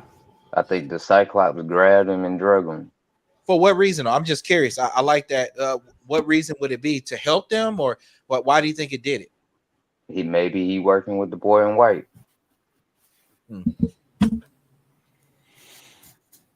Because Possible. it seems so people have said like it's a game going on and stuff like that, but it does seem like there are teams, whatever's going on, it seems like there's people on teams Competing. because Yeah. the monsters that come out at night, for whatever reason, they have connection with whoever. There's something that's going on that can see everything. They can't read people's minds, but they can see everything. Mhm. And they seem to be working with the monsters. And the boy in white seems to be working against that. That's just my theory, because that's just what I'm seeing. Hmm. No, you're right. It seems like the monsters have a certain set of rules they have to follow. The boy in white has a certain But set they're of not rules. all powerful and they're not all seeing. So it seems like something's working with them, basically. Very well could Anthony, be. were you going to say something a minute ago? I'm sorry. I know, and then there's some people I think in the chat calling for you to drop some gems. So, because I know you've got some little things in your head cooking as well. What were you going to let us know? I think it was just earlier we were talking about Boyd and talking about if he was going to share that he saw the lighthouse. Boyd has been really reluctant to share information with large groups of people, and I take that as him, leaning on his military experience where he would go into these, situations where he would have to set up systems for people to survive. He knows better than to just start, releasing information freely, which could incite problems. He only under duress of the situation shared that he went through one of the trees himself. And I think that might have been the first time that he shared that information with anyone, like besides Ellis. Maybe also Kenny, but it just took a lot for him to want to share that information. So that was one of the only things I was thinking about at that moment. Nice. See, I'm going to Yes. catch up on the chat real quick because there was quite a few comments in there and you guys were killing it as always. I know they're on fire tonight. Thank you guys so much for coming and hanging out with us. Yes, and we got C. Masterson's saying Randall will calm down. Boyd told him to get to the bus. Boyd didn't know about the cicadas. That's a good argument. He will hopefully calm it down after he's all healed up. Perhaps maybe Sarah or Julie or somebody will calm him down. I don't know. He may. It's possible. His mother of dragons says Randall is most definitely going to cause controversy and create division.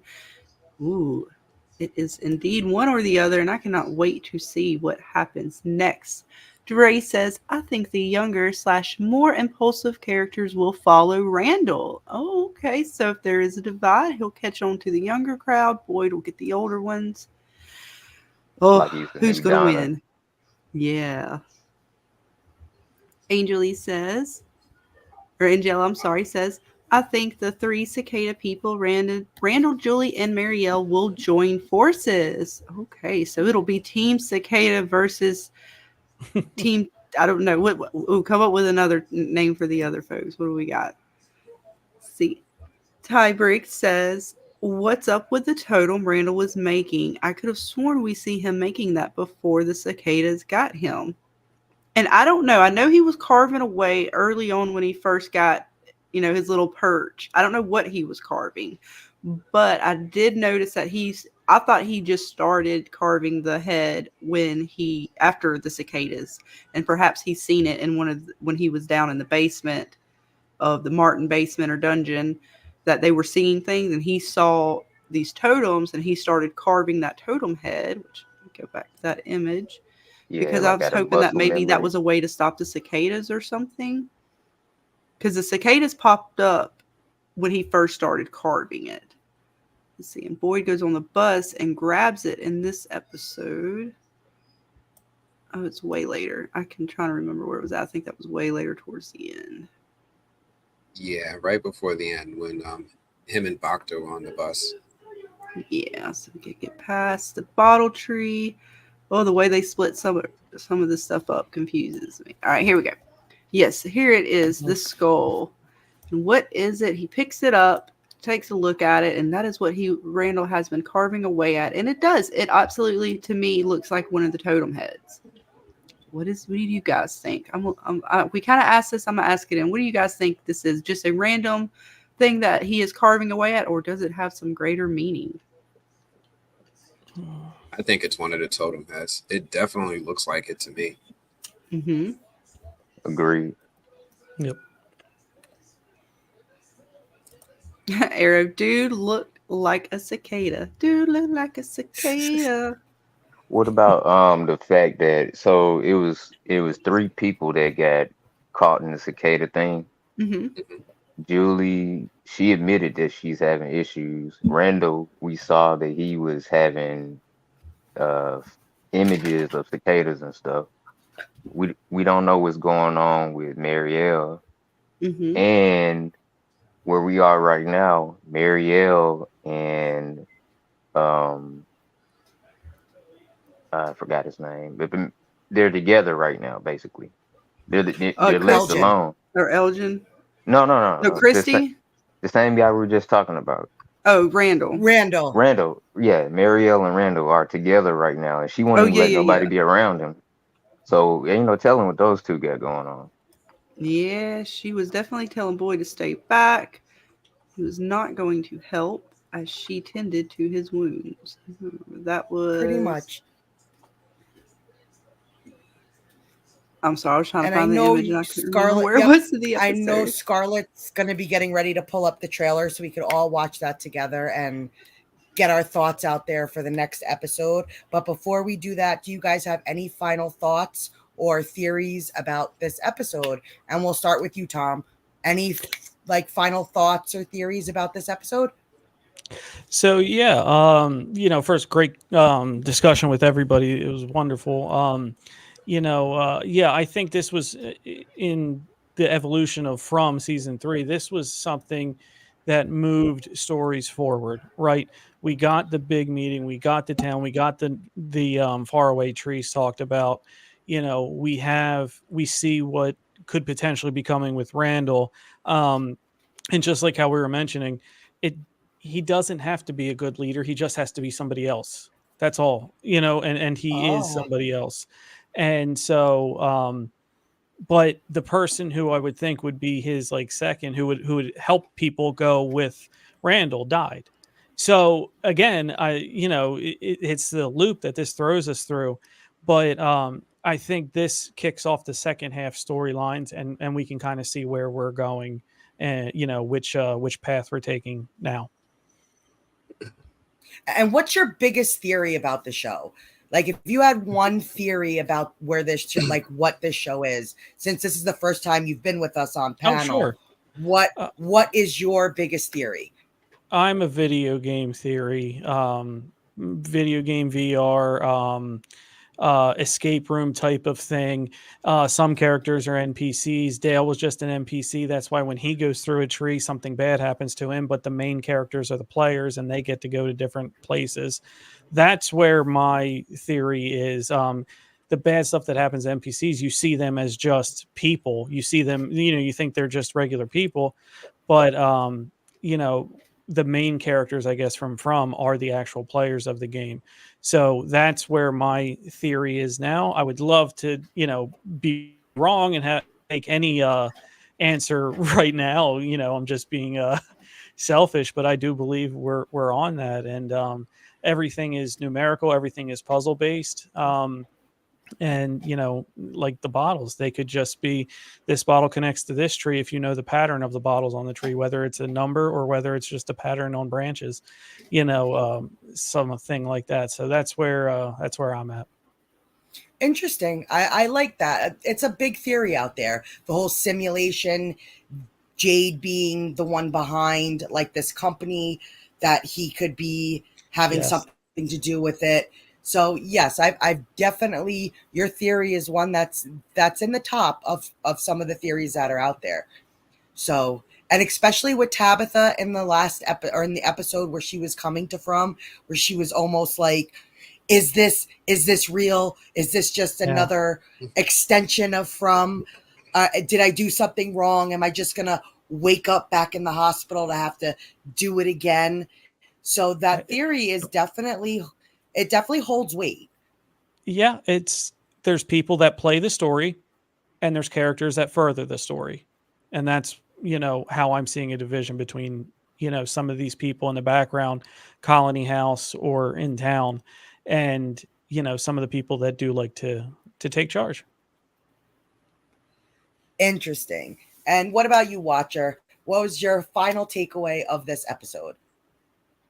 I agree with many of the sentiments that were just kind of stated before.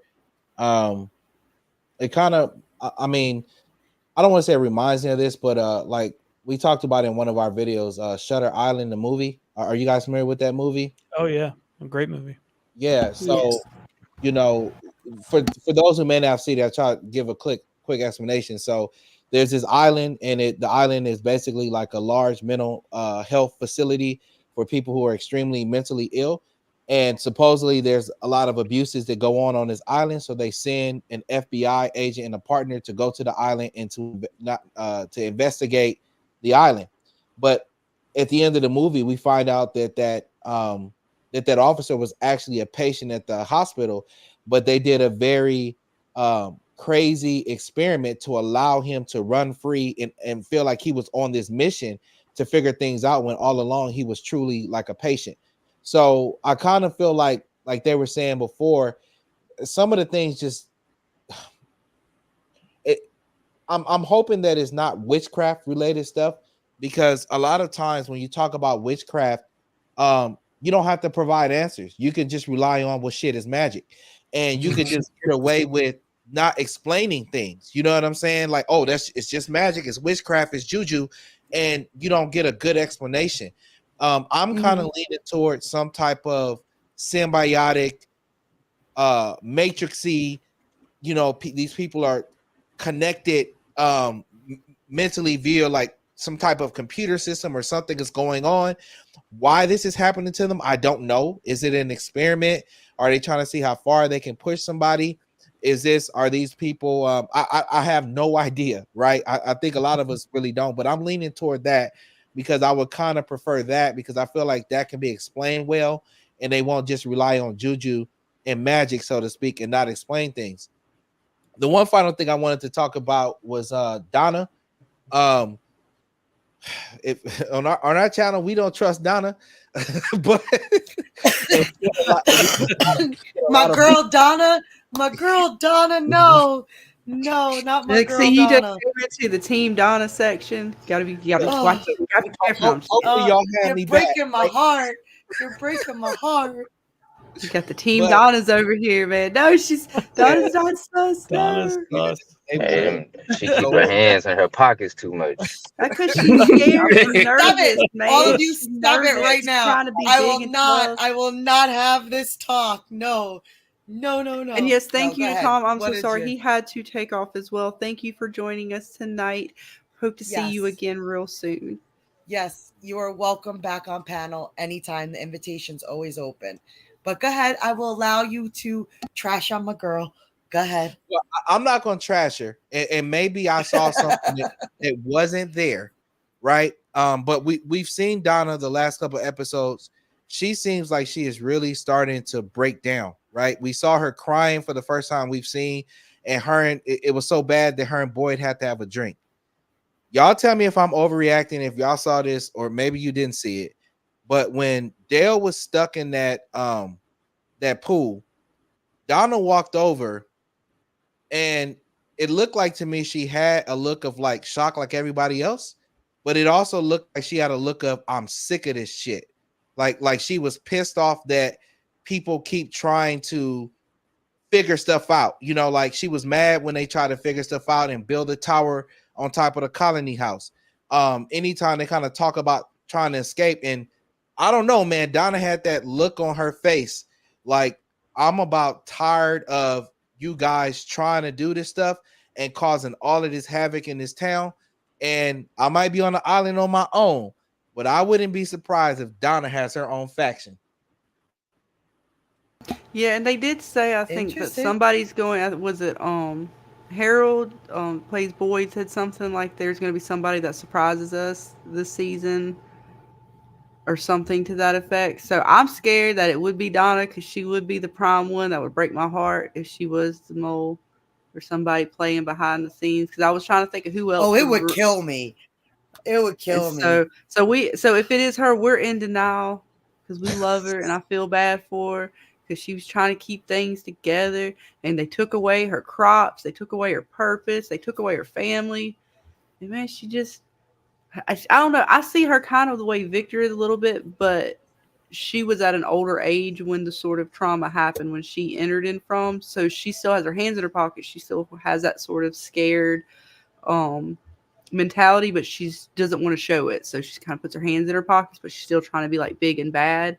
But we saw how well that worked out when the bus came, right? She tried to do Boyd's job and it didn't work for her. And that was basically when she's like, Boyd, I can't do this. Like we need you to do this because I can't do this. I can't hold it together.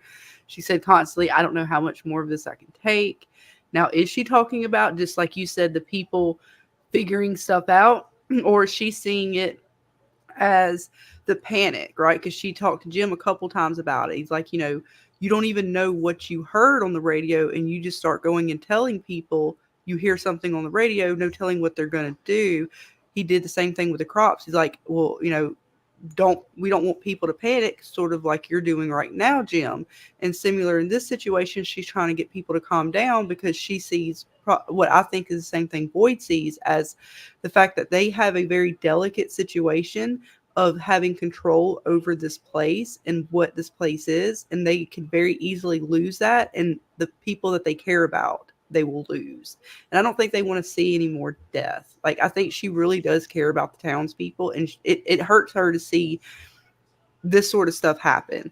Like them having the body. It's like, y'all have this stuff and you don't know what you're playing with. Like, we have no idea what we're playing with out here. And if we're not careful, bad things happen. And I think this really did hurt her. As much as Dale can be a little jerk sometimes or seem like an asshole, she seemed to really, and I know they're a married couple in real life, but in the show even, they seem to have a sort of relationship because they've been here so long together. I mean, I could only imagine that how much it hurt her to see that happen. And almost as if, like, I just don't see her as the mole. And I don't see a mole. So that's part of my problem too. It's hard for me to go on the mole bandwagon because I don't see a mole in the show. I just see people who are being played and people having to choose how they react to situations. And this place not giving you much of a choice, really. It's giving you pretty piss poor choices to begin with that are going to make you look bad. It's going to cause more division. And Boyd and Donna seem to be doing the best they can to sort of keep what they can together of the town. But that's at least what I think. Sorry, I ramble. No, it's okay. And what about you, Anthony? What was your final takeaway from this episode? A couple things, and even from this chat. One, I love the video game analogy that was said earlier because Dale thought he was the main character in his story, and he found out he's just an NPC. I don't want this to be a simulation. I really like the idea of it being more fantastical because then, we kind of had that in Wayward Pines already, and I just really like the idea of them writing this as something that's fantastical. I think Donna and Dale had a secret romance. I do. I saw. I was watching your chat earlier. Yep. A real life romance. Well, they got the real life romance, but also there's always just those little moments where it seems like the way they interacted with each other was like more like, I don't want to say like an abusive couple, but like almost, right? Like she punched him out when he would act out of line, but she also loved him a lot. Yes. And there was that moment I mentioned where he was like giving Henry the meanest look when he walked into the diner in this episode, and I that stood out to me. I hope Dale comes back as a ghost. Like, I would really love for him to come back and haunt someone. Like, maybe Donna have visions and it's Dale. That would really make my day. Oh, yes. Yeah, who would dope. he haunt? Would it? Because, I mean, Donna would be the likely, like, most obvious choice, but would he, like, I'm trying to think, who would he fuck with? Would he fuck with, because Boyd's kind of taken. I mean, I don't want to see, Father Cottry with Boyd so good. Tom and Jade is so good. So who else would he fuck? It'd have to be Donna. I don't know. I can't think of anybody else. Elgin? Not Elgin, I mean Ellis. That'd be fucked up. Like the dude who stabbed him. Like you. I know. Oh, my bad. My bad. Sorry about Oops. that. I accidentally stabbed you in your kidney 3 That inches was the deep. weirdest scene, right? Because he's walk- so like you pissed off at walked into my Elgen, knife. and then he's just like, "Oops, you my walked bad." into I my didn't- knife. Oh, the knife stabbed you. Oh, like this calmness of him because he was all amped up, and then he's like, "Oh, oops, it's Whoops. fine. Yeah. It's all calm. We're calm. There was no anger in this room. Nothing violent was ever going on. You just happened to fall into the knife. I could have never stabbed Yeah. you." He So turned around weird. and my knife was just there. I also don't think there's a mole. I think the mole thing was just something to misdirect not only the people in From Town, but also us as fans. I feel like the writers are smart enough to know that what we're doing when we're trying to put clues together. And I think that they're sometimes smart enough to throw in red herrings. So as far as this overall episode, I thought it was a great episode. I thought it gave us some answers. I thought it gave us some clues. I feel like it gave us the moment of the series with Victor and Henry reuniting. Like I was like, I don't know anybody who didn't cry at that scene. Yes. You warned me I was gonna need tissues and I should have listened. Yep. I'm excited for this trailer. I need to jog my memory. It's been a while since I saw the episode. Yes, but one more. Ray, what was your takeaway from this episode?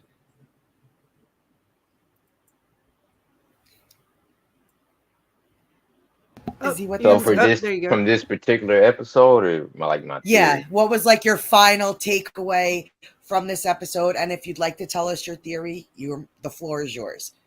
So as far as final episode,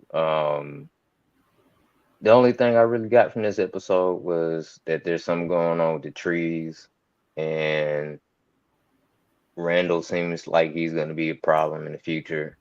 And one thing I noticed about this show, which they did a couple times this show, is that it's a lot of interruptions. So somebody will be saying something, and before they can get to the point that it really means something, they'll get interrupted. Before Victor can go find this dummy, he gets interrupted. Before Boyd can trap a monster, he gets interrupted with, all the kind of stuff going on. So it's a lot of interruptions going on, and it's been going on a long time. So that's my only takeaway as far as this particular episode. Overall, as a theory, I actually agree a lot with Tony Teflon with the alien theory. It's something for me. I'm thinking it's something otherworldly or alien or fourth dimensional or something like that going on, because the loop when they were driving, like that loop that kept bringing them back. That's the only way I can explain it. And then I got one other small theory. Sure. I think whatever it is that can see everything that's going on in this from area,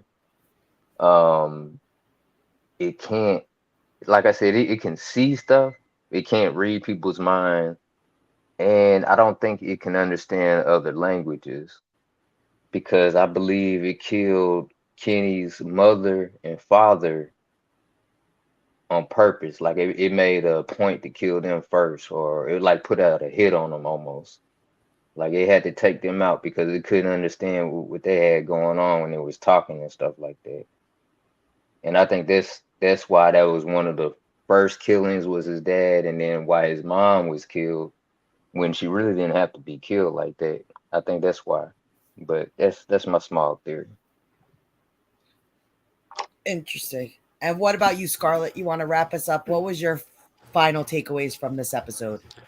Well, God, there's so much to take away from this episode. I'm trying to think of the biggest thing. Again, this show gives us so many storylines that they're even connecting now. I think they're going to start really connecting. So,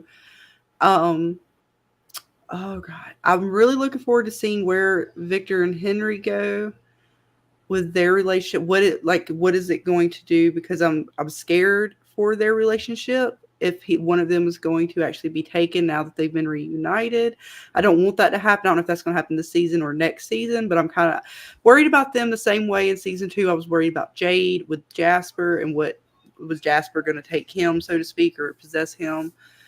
Um, I can't wait to see if they actually confirm anything with Fatima. A lot of speculation on whether or not she's going to actually be pregnant or if she's turning into a monster. Can't wait to see what kind of confirmations we get with that. And I honestly cannot wait to see what more we get with Elgin, because they've been a little bit in pieces here and there. So Elgin, Baka, Tilly, those characters, especially Tilly and Baka, now that they're sort of bringing them even more to the forefront. They've always kind of been in the background, but now they're kind of getting, I feel like, a little more attention with the main storyline.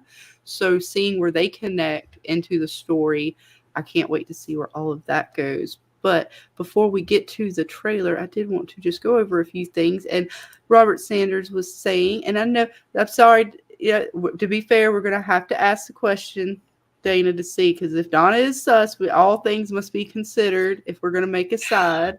So he says, why is the most skilled hunter in From, Donna, farming instead of in the woods hunting game? Does deer hunter Donna really think Skinny Kenny should be the one setting traps in the woods?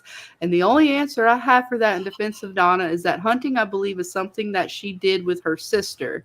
So perhaps that is something she doesn't want to do because it brings up sort of memories of her sister and kind of puts her off her game. So she doesn't want to sort of go down that road. She doesn't know if she can hold the gun steady because, it, like I said, it would sort of trigger her. And that was the only defense I have on that one.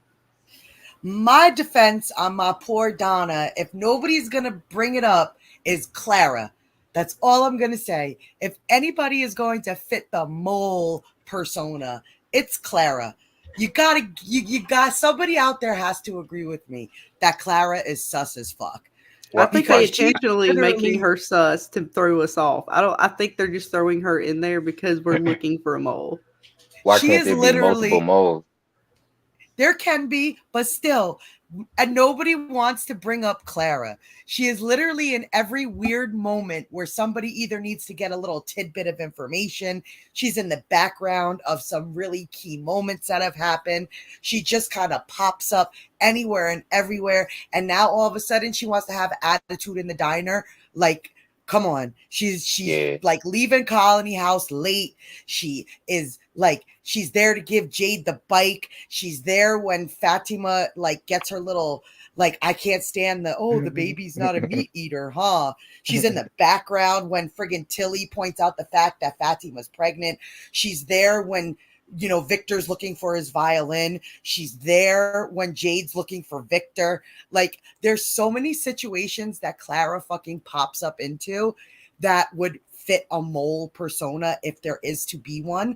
She's the one that nobody would think about. She's on the roof to point out, oh, hey, look, guys, a storm's coming. Like, she is just in all these weird situations that, like, I can't help but like watch her side eye. And I'm sorry, when I was on Twitter, even friggin' Harold Paranu agreed with me and said, we're watching you. We're watching you. And I screenshotted it. He replied to my Clara is the mole. So I'm telling you, there's something up with her. That's all I'm gonna say about it. I've preached. You preached. Like I said, I don't know. I'm still not of the mole mindset, but this show definitely, it could be. Hey, I love to be wrong because then I'm gonna be heartbroken when Donna's the mole, Dana. Oh, it's gonna break me. I'm gonna cry. I'm gonna cry. I'm gonna legit because cry. Honestly, out of all of them, if I had to pick one, Donna would have more access to things. But I mean, Claire could be. I mean, she's around. But I mean, she's around. I'm gonna have to eat my words. I know that. I mean, there's all kinds of folks that seem to be around. I mean, Baka's starting to get shown like she's around. She was all up in there with Ethan. What was she doing up in the diner going through? Was she going through stuff? She just happened to get a pot. We believe her. Yes. Like, I mean, we're going to start throwing sus around. Right? Like, yes, Angela, okay? I forgot that one. Angela. She just happens to be in the diner, leaving the little rose for when Kenny just happens to walk in. There's so many situations, people. There's I know, so but many. Baca would just happen to be up in the diner too. I mean, a lot of folks just happen to be places. It's a I small know. town. I'm trying, You go run trying into to the same defend my people. girl. I'm trying to Well, look, defend I my already said girl. I don't believe there's a mole. I Gotta just don't defend see her. like the back. It's too obvious, which makes me think they're playing us, because even the way this episode played out with Jay talking about the dates, and he's like, "Oh, what if these are dates?" And Tabitha's like, no, what? Because this one number is this, right?" Just as if they're playing us as fans, because we do the same thing. We're like, "Oh, what is this?" And then somebody's like, "Oh no, it's just this. It probably couldn't be that." It's like they're just intentionally putting these things in there to draw that for fans that they know we are looking at. You're gonna tell me that they, before this season was recorded, they did not know about the mole theories. They didn't know about the tarot card theories. They like all these theories that we've all had, or like the nightmares, I'm trying to think of all the major ones and I can't, the simulations, the aliens. They have been watching us very closely as a fan base, and they've made sure in this season to hit on every one of those things in almost a comical way. To me, it's not even as if it's real, it's as if it's fun for us. They're doing it just to kind of like a nod to us as fans. But I would love to be wrong, because that is the funnest part of these shows, is to not be Yes. able to predict it, because predictability for me is not the fun side. It is the unpredictability that catches me. Yes. Let's see, I have a few more comments I want to get to before we check out the trailer. And let's see, did I do this one? Yes, I think. Or did I? I cannot remember. I'm so sorry. But Angela E says, I think the three cicada people, Randall, Julie, and Marielle, will join forces. Let's see, we did do that one. Okay. Elizabeth says, I definitely think Julie and Randall will go searching for answers because of their shared ongoing trauma. Not too sure about Marielle. Okay. See, we got PM was saying earlier, Marielle is a former drug addict, so she's used to seeing and hearing horrible things, and she could have relapsed, and the drugs take away the sounds like Julie, and she has been at the clinic by herself. Christy was gone, and Christy's laid up in bed. Are the drugs under lock and key still, or does she have full access? And it is possible. We know that is what Julie said. She's kind of smoking the weed in order to not have to have the feelings or memories, or however she put it, of these sort of nightmares from the cicadas. So, yeah, Marielle could be keeping her shit together by relapsing, because she was pretty fucked up prior to the cicadas taking her. So that is a very good possibility. See, Peter Griffin says, I don't care how it ends, just as long as it is not a happy ending. I don't want anyone who survived the cycle. So he is saying it Ooh. is everyone is going to be taking out. And does that mean the entity will rise and come into the real world? Or will it just be the end of a cycle and a new one Harsh, starts? Peter. And the cycle continues. Oh, I cannot wait to find out. And Gabrielle says, she takes every colony house death personally. Yes, Donna does. She happens to take each one personally. At least that is the way they have made it. Even the guy who ended or deleted himself in the post office after the massacre, when they were hanging out in the colony house, people were hanging out over there. She was not. That was one of the breaking straws for her as well. She was basically telling them just to rip up the boards. What did it matter anymore? They didn't have a family anymore. People were just dying left and right. So yeah, she definitely takes those personally. But yes, let's see. And Elizabeth says, Claire is literally everywhere compared to any of the characters. I don't think there is a mole, but if anyone is sus, it's her. LOL. Yeah. See? Thank you, Elizabeth. Thank you. Don't even worry about it. Says, I agree. A great ending to this series would be no one survived, or maybe very little escape. Ooh, yes, too. Very much so getting to the horror of it all. Because, if you got a lot of survivors, then it wasn't a very good horror, was it? Gotta have a couple, maybe. But yes, guys, if we are ready, we will go ahead and I will bring up the trailer Yes. for the episode. Let's get that trailer up. This is going to be from I did not get the trailer. This is actually from Jeremy Eisenfire's page. He has it posted up, so if you guys also go check it out over there and give him some love as well. I'm going to bring this up. All right. Hey, be really quiet. Christy has an ultrasound machine. Wait, what? It was on the ambulance that came into town. So you really think this is going to tell you anything? I don't think anything's here by accident. You really want to beat this place? Sober up. Is someone upstairs? No. Oh my god. Oh,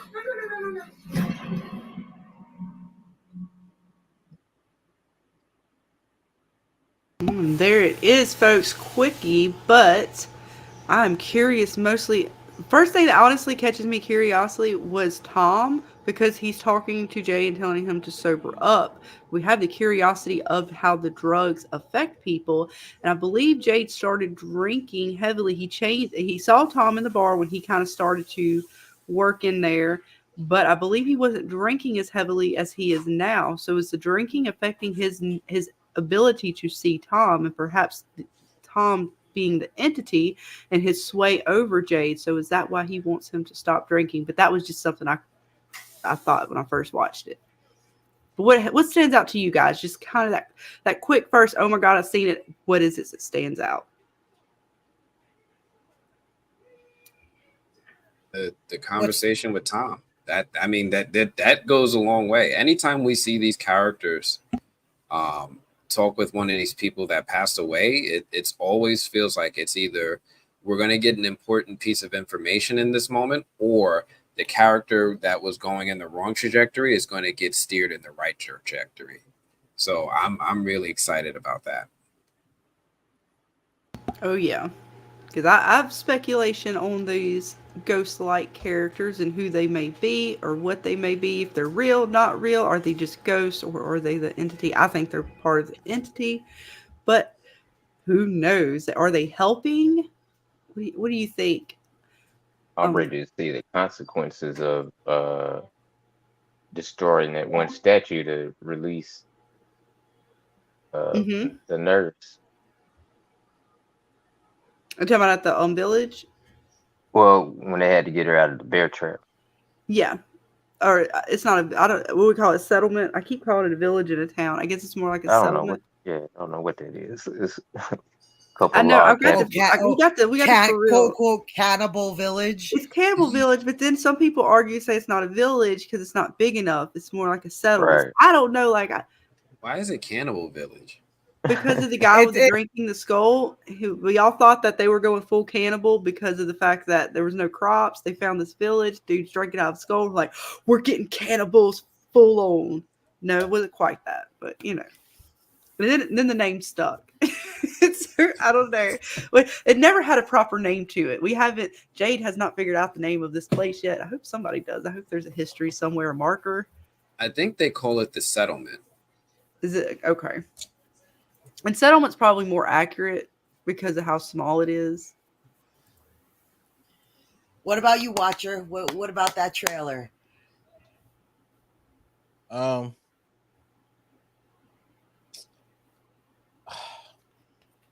Probably I'm gonna go. I don't want to say go with the easy one, but Fatima's scene, because I just always felt that they was going to use whatever was going on with her to cause havoc in the community. And like I said earlier, whatever's going on with her is probably going to make the town have to make some decisions. And if I'm speculating or whatever the case may be, I would say that what if something is going on negatively or bad with her, and they have to make a decision, because we've yet to see the town. I guess the only time that we saw the town turn on one of their own people was when in season 1, where old boy let his daughter and his wife get attacked, and boy was actually going to give him a pass with the box, but he said, I'll just go in the box myself. So I'm just waiting to see if this could be a catalyst to where it creates a wedge between the community, because they're going to have to make a decision what to do with her and what to do moving forward if people are transforming or different things are going on with them that could be a danger to the community. Okay. I'm interested to see Victor and his dad go in those tunnels. Oh yeah. Like, I am like, ooh. And I'm a little nervous because he's bringing his dad, and his dad is really new to kind of like this world. So I don't know how he's going to react to what's down there. But I'm interested to see if we see a little bit more of those tunnels, maybe some more cave drawings while we're down there, some more items while we're down there. Jasper while we're down there. Can we get some more Yes. Jasper in the house? Like, is he going to be them walking around? Look, Anthony have to cover his damn face up because he knows. That's right. I know. I'm not looking at him. I'm not looking at him. But honestly, yeah, I can't wait. We're gonna get some more Jasper because honestly, Jasper moved, right? We already knew that he had moved from one spot in the caves to the other. Now we know that he moved around in the chair talking. Motherfucker goes crawling around like Chucky or something. It's on. I'm sorry. Somebody please kick the doll across the room. That's all I gotta say. Kick it, pin it down. Don't let it get back up. Let's see what we got. So I just rewatched it again, and it was a couple things that stuck out to me. In the beginning, you got Victor leading his dad into the cave where the monsters are. Mm-hmm. Like, I'm just gonna name some stuff that I thought was like hilarious. Like, you got Victor and his dad. Both of them are weird. So why? Like, why? I wouldn't go into the cave with neither one of them, but they both going into the cave with each other. Then you got I think at the end, it looked, for whatever reason, the way it was shot, it looks like Ethan was chasing his mama up the stairs and stuff. And it was something else in the middle that What does Tabitha go into that room and freak out about? Yeah, what's going on with that? It's something in the middle. It caught my eye. I had to watch it again. Was it Jade at the bottle tree with Yeah. So so he's at the bottle tree with the bartender, the dead bartender, and the bartender is telling him to get sober. Mm-hmm. How ironic is that? And he got a bar glass in his hand, and he's cleaning it as if he's still in the damn bar. And these are beer bottles that are hanging in the tree. Mm-hmm. Jade's already been trying to figure out the bottles. I don't trust Tom, Ted, dead Father Cautry, dead Abby, any character that has died and has come back. I don't trust them. If there's a mole, they are definitely the mole. I don't trust any of them. So with Abby, well, Anthony done took his damn mug off. He can't even talk at all now. Some people are theorizing that he's hiding his face. Tabitha is Eloise. Yeah, that's one of the running theories. I don't think she is, but I mean, there's something to it. I understand it. Why would you skip over theory. Abby? Why wouldn't Abby be Eloise? Why would you skip over Abby? I don't think Eloise is not any of the characters. She's like her own character. She's not Abby, Tabitha, Julie. You think she's still out there? Yeah. Remember, like I said, I could be totally wrong about that. That's just where I feel she's still somewhere out there. They haven't showed Christopher's body or any mention of Christopher or Eloise's body, even though Victor said that he mentions a slight bit in one of the episodes that his mom and sister are dead, but he has not made mention of her body or even seeing the body. He did make mention of seeing his mother's body. So I think she's still out there. I just don't think she's one of the characters we're already kind of dealing with. Okay. I personally understand both theories. I could see why people might think that Abby could have been Eloise, and I see why people possibly think Tabitha could be Eloise, because there's little hints when Abby's in the town. She's grabbing her like necklace, saying, "I'm trying to remember a dream," or there was something familiar. So I could see that. Then Tabitha mentions that she sees the marker on Victor's table, and she's like, "I think I had one of those when I was little." So I could see where people are picking up these theories and thinking that. But I personally, I'm with Scarlett. I don't think she's either character. I still think she's personally out there, and we just haven't either come across her yet or seen the conclusion to what happened to her after she left the root cellar. I don't personally think she's either Tabitha or Abby, but I could see why people think that one of them could have been. What about you, Watcher? You think that Eloise could be either Tabitha or Abby or still out there? Can you guys hear me? Yes. Yeah. I do think that one of those relatives is out there, and I mean, a couple of things. Like, I think Christopher maybe made a deal to basically sacrifice the town, similar to like kind of what we saw with when Colony House, when the guy was in love with that monster in Colony House and he let her in. I think maybe Christopher made a deal that allows him to live, but he had to sacrifice the town by maybe giving up their locations and things like that so that they could all be killed. So I do think that somebody is living at those cabins. It is possible that they were made from settlers in the past, but I do think that somebody is inhabiting those cabins now, and it could be Victor's sister, and it could be Christopher over there, you know, who are kind of living over there. But the one question I would have is that if it is Victor's sister, that would essentially mean that she was living over there for like 40 years or however long Victor's been there. And why would she choose to do that? I don't know why she would choose to do something like that if that is her, because she would know that, you know, she potentially abandoned her brother and her family. But I could definitely see maybe Christopher over there or Victor's sister somehow still in Fromville somewhere.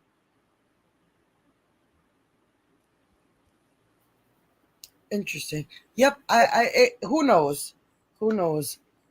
But this was a fun chat tonight, guys, and thank you. Yeah, and actually, before we end it, I'm gonna put a poll in the chat real quick. Is Eloise herself, or is she another from, how do you say, Fromvillian?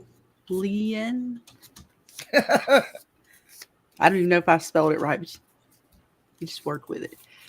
Yes, she is just Eloise.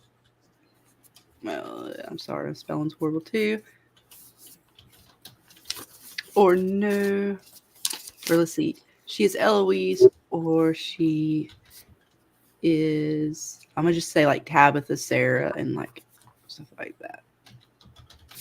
Tabitha or Sarah or Julie. I can't remember what was one of the other picks. Was it just Tabitha, Sarah, Julie? I think that was all right. That's good enough. So we'll start that real quick. Before we end it, we're kind of giving last little remarks. What do you guys think in this chat? Is Eloise out there somewhere? And she is just Eloise, or is she a possibly Tabitha, Julie, Sarah, one of our other characters that we have in From already? So let your voice be heard before we Scarlett, shut it down. do you want to yes. talk about the announcement? Yes, as a matter of fact, I will let you go over that while we let them vote. Sure. So next week, Sunday night on Jeremy's channel, and then Monday night right here for the roundtable discussion, we are going to be doing a giveaway with Jeremy Ice and Fire, and we got some awesome talismans handmade by one of our awesome Fromville members, Nick. He gave us these awesome talismans that literally, if I didn't see them and hold them, I would have never have thought they were 3D printed. They look so amazing. Jeremy's got photos up on his channel of what they look like. And we are going to be giving away some more of our awesome t-shirts that we gave away. So it's going to be a 2-part From Night trivia challenge. So we are going to play some trivia. We're going to have some fun over on Jeremy's channel Sunday night. And then we are going to follow it up here Monday night for the roundtable discussion. And we are going to do some trivia and give away some awesome stuff. So set your notifications for next week for the giveaway. All you have to do is answer the trivia question first correctly, and you will win an awesome prize.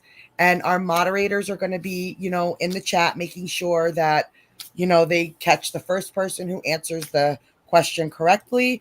And we're going to do some awesome stuff. And then at a later date, we're also going to do a giveaway with Real on his channel. So we have a lot of giveaways coming up. It's going to be fun. We're going to do some awesome stuff. And just as a thank you to everybody who has supported all of the content creators. Come here every week and listen to us talk, watch our videos, leave your comments, your likes, you subscribe to everybody. So it's just a small way for us to thank you guys in the chat and the Fromville for just being awesome.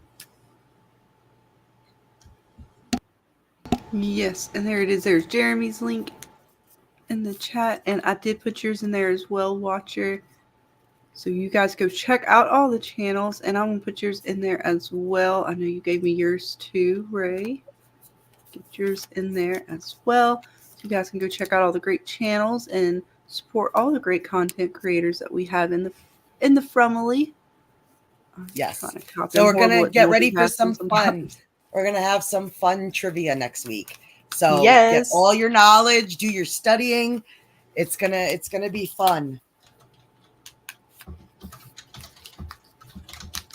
Awesome. And that is the t-shirt, guys. I believe I got the right one, right, Miss Dana? Yes. All right. I'm just making sure. I got to get, and I'm going to get the one from Jeremy too. So we'll have all that. I'm going to try to get everything posted up here in the next couple of days. We'll have the stream posted up. I'll try to make sure there's something on YouTube for you guys to see. So there's notification for that as well as in the Discord. So yes, guys, we'll see where that poll is in just another minute or two before we close it down. So yeah, man, I cannot wait for this next episode. I'm kind of glad we're getting, I want to say I'm kind of glad we're getting a little bit of a break, but still happy because I feel like there was still a lot to digest. I can't wait to see if Fatima's going to drink from her new Dale fountain. You keep saying that, Scarlett. Stop it. What? It's a possibility. How dare you shame my theory? God. I'm not shaming. I'm just grossed out. No theory shaming, Dana. I'm gross. I'm grossed out. Like I'm just grossed out. Well, she put her fingers in Nikki, and that grosses you out. I mean, I know. I just can't see. She's gonna walk up to Dale with a straw. She went two, 3 fingers in. Oh my God, I can't. But thank you guys so much. I think I did have a few things highlighted to you before we close it down and we check out that poll. See, Heather said regular ghosts, like in ghost hunting TV shows, are supposed to repeat the actions that they did when they were alive, mostly so clinging to glass makes sense. Okay, that would make sense a little bit with Tom. With Tom cleaning out as if he, no matter where he is always still doing the same thing. And let's see, Luke Star Killa says, what if Eloise is Eloise but got stuck somewhere after getting into a faraway tree? Could she be somewhere all these years in a tower somewhere like Rapunzel, let down your hair and she is stuck and the witch won't let her out? No, Dana, it's a possibility. It is. But let's see where the poll is. Let me click over to the right screen here. Oh, and it's looking like she is just Eloise is winning. So get your last little bit of votes in before we shut it down tonight. But again, guys, thank you all for joining us again for another Fromville Content Creators Roundtable discussion. We will be trying to do these every week throughout From, and even possibly as we go into some of the new shows that will be coming to us after From. I know there's lots on the horizon. Teacup is out. We have been checking Teacup out. So who knows? I think maybe next week we'll be able to hit into a little bit of Teacup since we'll have a slight break of From. I don't want to call it a break because we'll still be diving into From as well. Maybe we'll hit on Teacup a little bit because I know they have a few episodes out. And that is a show that is definitely catching some interest. And I've watched a few episodes. I know Dana has too. So it's something, I don't know, there's something to it. It's a possible show to check out. We got Severance, Mayfair Witches, and then lots to come as next year rolls around too. I know you guys said Silo is coming out next month. So definitely I got to catch up on that to check that out. But let's end the poll. And yes, it looks like it is for now Eloise. It's just Eloise. So there you have it, folks.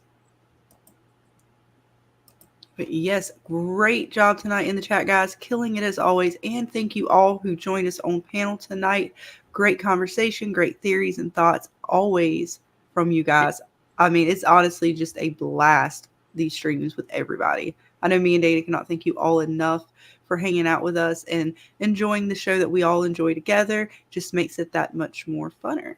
So yes, thank you guys. Absolutely. I just want to thank y'all for having me, and hopefully we can do this again in the future. Oh yeah. Absolutely. And hopefully, Ray, I hope your want comes true one day. We'll see. Yes, you just keep on, Jeremy. I'm sure he will get what you asked in time. We'll see. Yes, as females, we're not going to sit here and just blurt it out for you. But No, I wouldn't expect you to. we support your want and need for them. We understand. We get it. As a lady, I'm not going to quite call out what they are, but they are things. Yes, that's right. If you know what they are, they're test level objects that ladies happen to have. He cannot wait to catch Tabitha's. And like I said, Ravener will help you out with that. I'm sure he has everything. Yeah, he's definitely on you. He's on your side. This week I want Randall, so it's equal opportunity. Hey, look, we got the cheek meat. Never know. I want everybody who I think is gonna die. There you go ahead and get that last image. Yeah, I'm turning into Fatima. But yes. But we appreciate you guys so much for coming on and hanging out with us. And feel free, drop your links in the chat. I believe Dulcinea is going to drop the links. Well, yes, so guys, go check out all the content creators because it is a Fromville family here, and we definitely love to support each other and hang out together and talk about some great shows. And I know in the future we have other things lined up even after From. We'll maybe get back into some more movie talk. I know I've got to get with Miss Kate in Orlando. We will possibly try to do some morning streams with her at some point as well and have some more of our coffee morning streams where we hang out and just kind of, we just talk about anything and everything on those streams, really, Dana. I don't think there is even a topic. It is just free for all. It is morning time. We just kind of, I would say it's like the talk show, but better. Yep. We're better than yes, right. But yes, guys, thank you again all for joining us tonight as we wrap it up and hope you all have an awesome week. I know Jeremy is going live tomorrow night, I believe. So go check him out. And watchers, do y'all go live? When do y'all go live or do y'all do live? Yeah, we're gonna try to do our first live this week. Oh, nice. Oh, what time, man? Know. Plug it. Yeah. I'm thinking I'm gonna try to shoot for Friday. Nice. Probably Friday evening, 7, 8 o'clock or something like that. It'll be our first live. So we're gonna do a video tomorrow. It won't be a live, but you guys are gonna love it because we're gonna have some guests on, and I'm gonna try to upload that tomorrow. And then hopefully we can do a live on Friday because we, excited, moving forward and just having a good time. Nice. Awesome. We will so be there to support. Oh, I appreciate it. I know we may be going, we'll be live as well, but we will definitely, because I usually I got enough computers up that I'll be checking everybody out as much as I can, regardless of where we are. We will be telling everybody. I know Miss Dulcinea, she knows what's up. We run deep on like 3 channels, 4 channels at one time when people are going live because we like to spread the love. And man, it's always something good to talk about. We're giving Mama Susie some time this Friday, as she's an early I'll be bird. watching. So we got to give Mama Susie her time to vent all her from woes, because she's been asking when she's going to be on the radio. So I know people have been asking when my mom is coming on. We're going to do something with her this Friday, and she's very excited. Awesome. Absolutely. I'll be watching, man. Shout outs to New Watchers on the Wall and the movie blog. And this show. I watch y'all all the time. So thank you. Are y'all gonna stand in the chat? Because I gotta get your YouTube, man. What is it so I can subscribe to it right now? Yeah, it should be. I put it in the private, or he put it in the private up there. Yep. And we'll be in the back room afterwards. Yeah. Okay. Yes, indeedy. We will definitely hang out for a minute after the stream. But thank you all again for joining us. We're going to wrap it up tonight. Again, hope you all have an awesome week. There's always lots of From action all week long. The party never ends here, as well as just in general with the Fromville. Guys, there's always something going on, so check out all of the great content creators as they continue to give us all the great entertainment that we love as we talk about this show. But until next time, guys, we will catch you all on the next one. Stay safe out there. Hang a dream catcher. Light some sage. Make sure that talisman works. And for God's sakes, can we get some totems? Can we get some more protection, Dana? We need more. I know. It's not enough. The cicadas know no bounds. But thank you all again. Have a great night, guys. Paint me a scene, city in color, the way that you see, the way you see it. Don't you wish that I could give you, I could give you everything. 1, 2, 3, and my heart is racing. Can't fall asleep, I got my mind in a throw. Weightless, floating through the day. Trust that I'll be okay. I'm happy alone, but a little waiting for you. Wait until you realize. Waiting for you. Wait until you realize. If you wanna run ahead, I'll meet you where the water meets the earth we cling to. If you wanna find the edge, I'll come too. I could run around this world all day with you. I could show you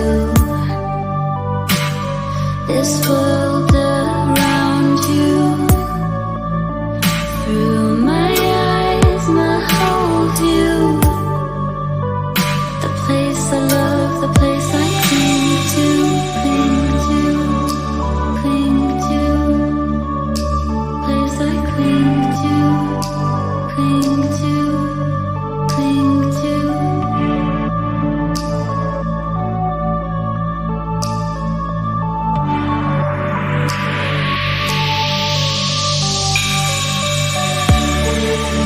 Waiting for you. Wait until you realize. Waiting for you. Wait until you realize.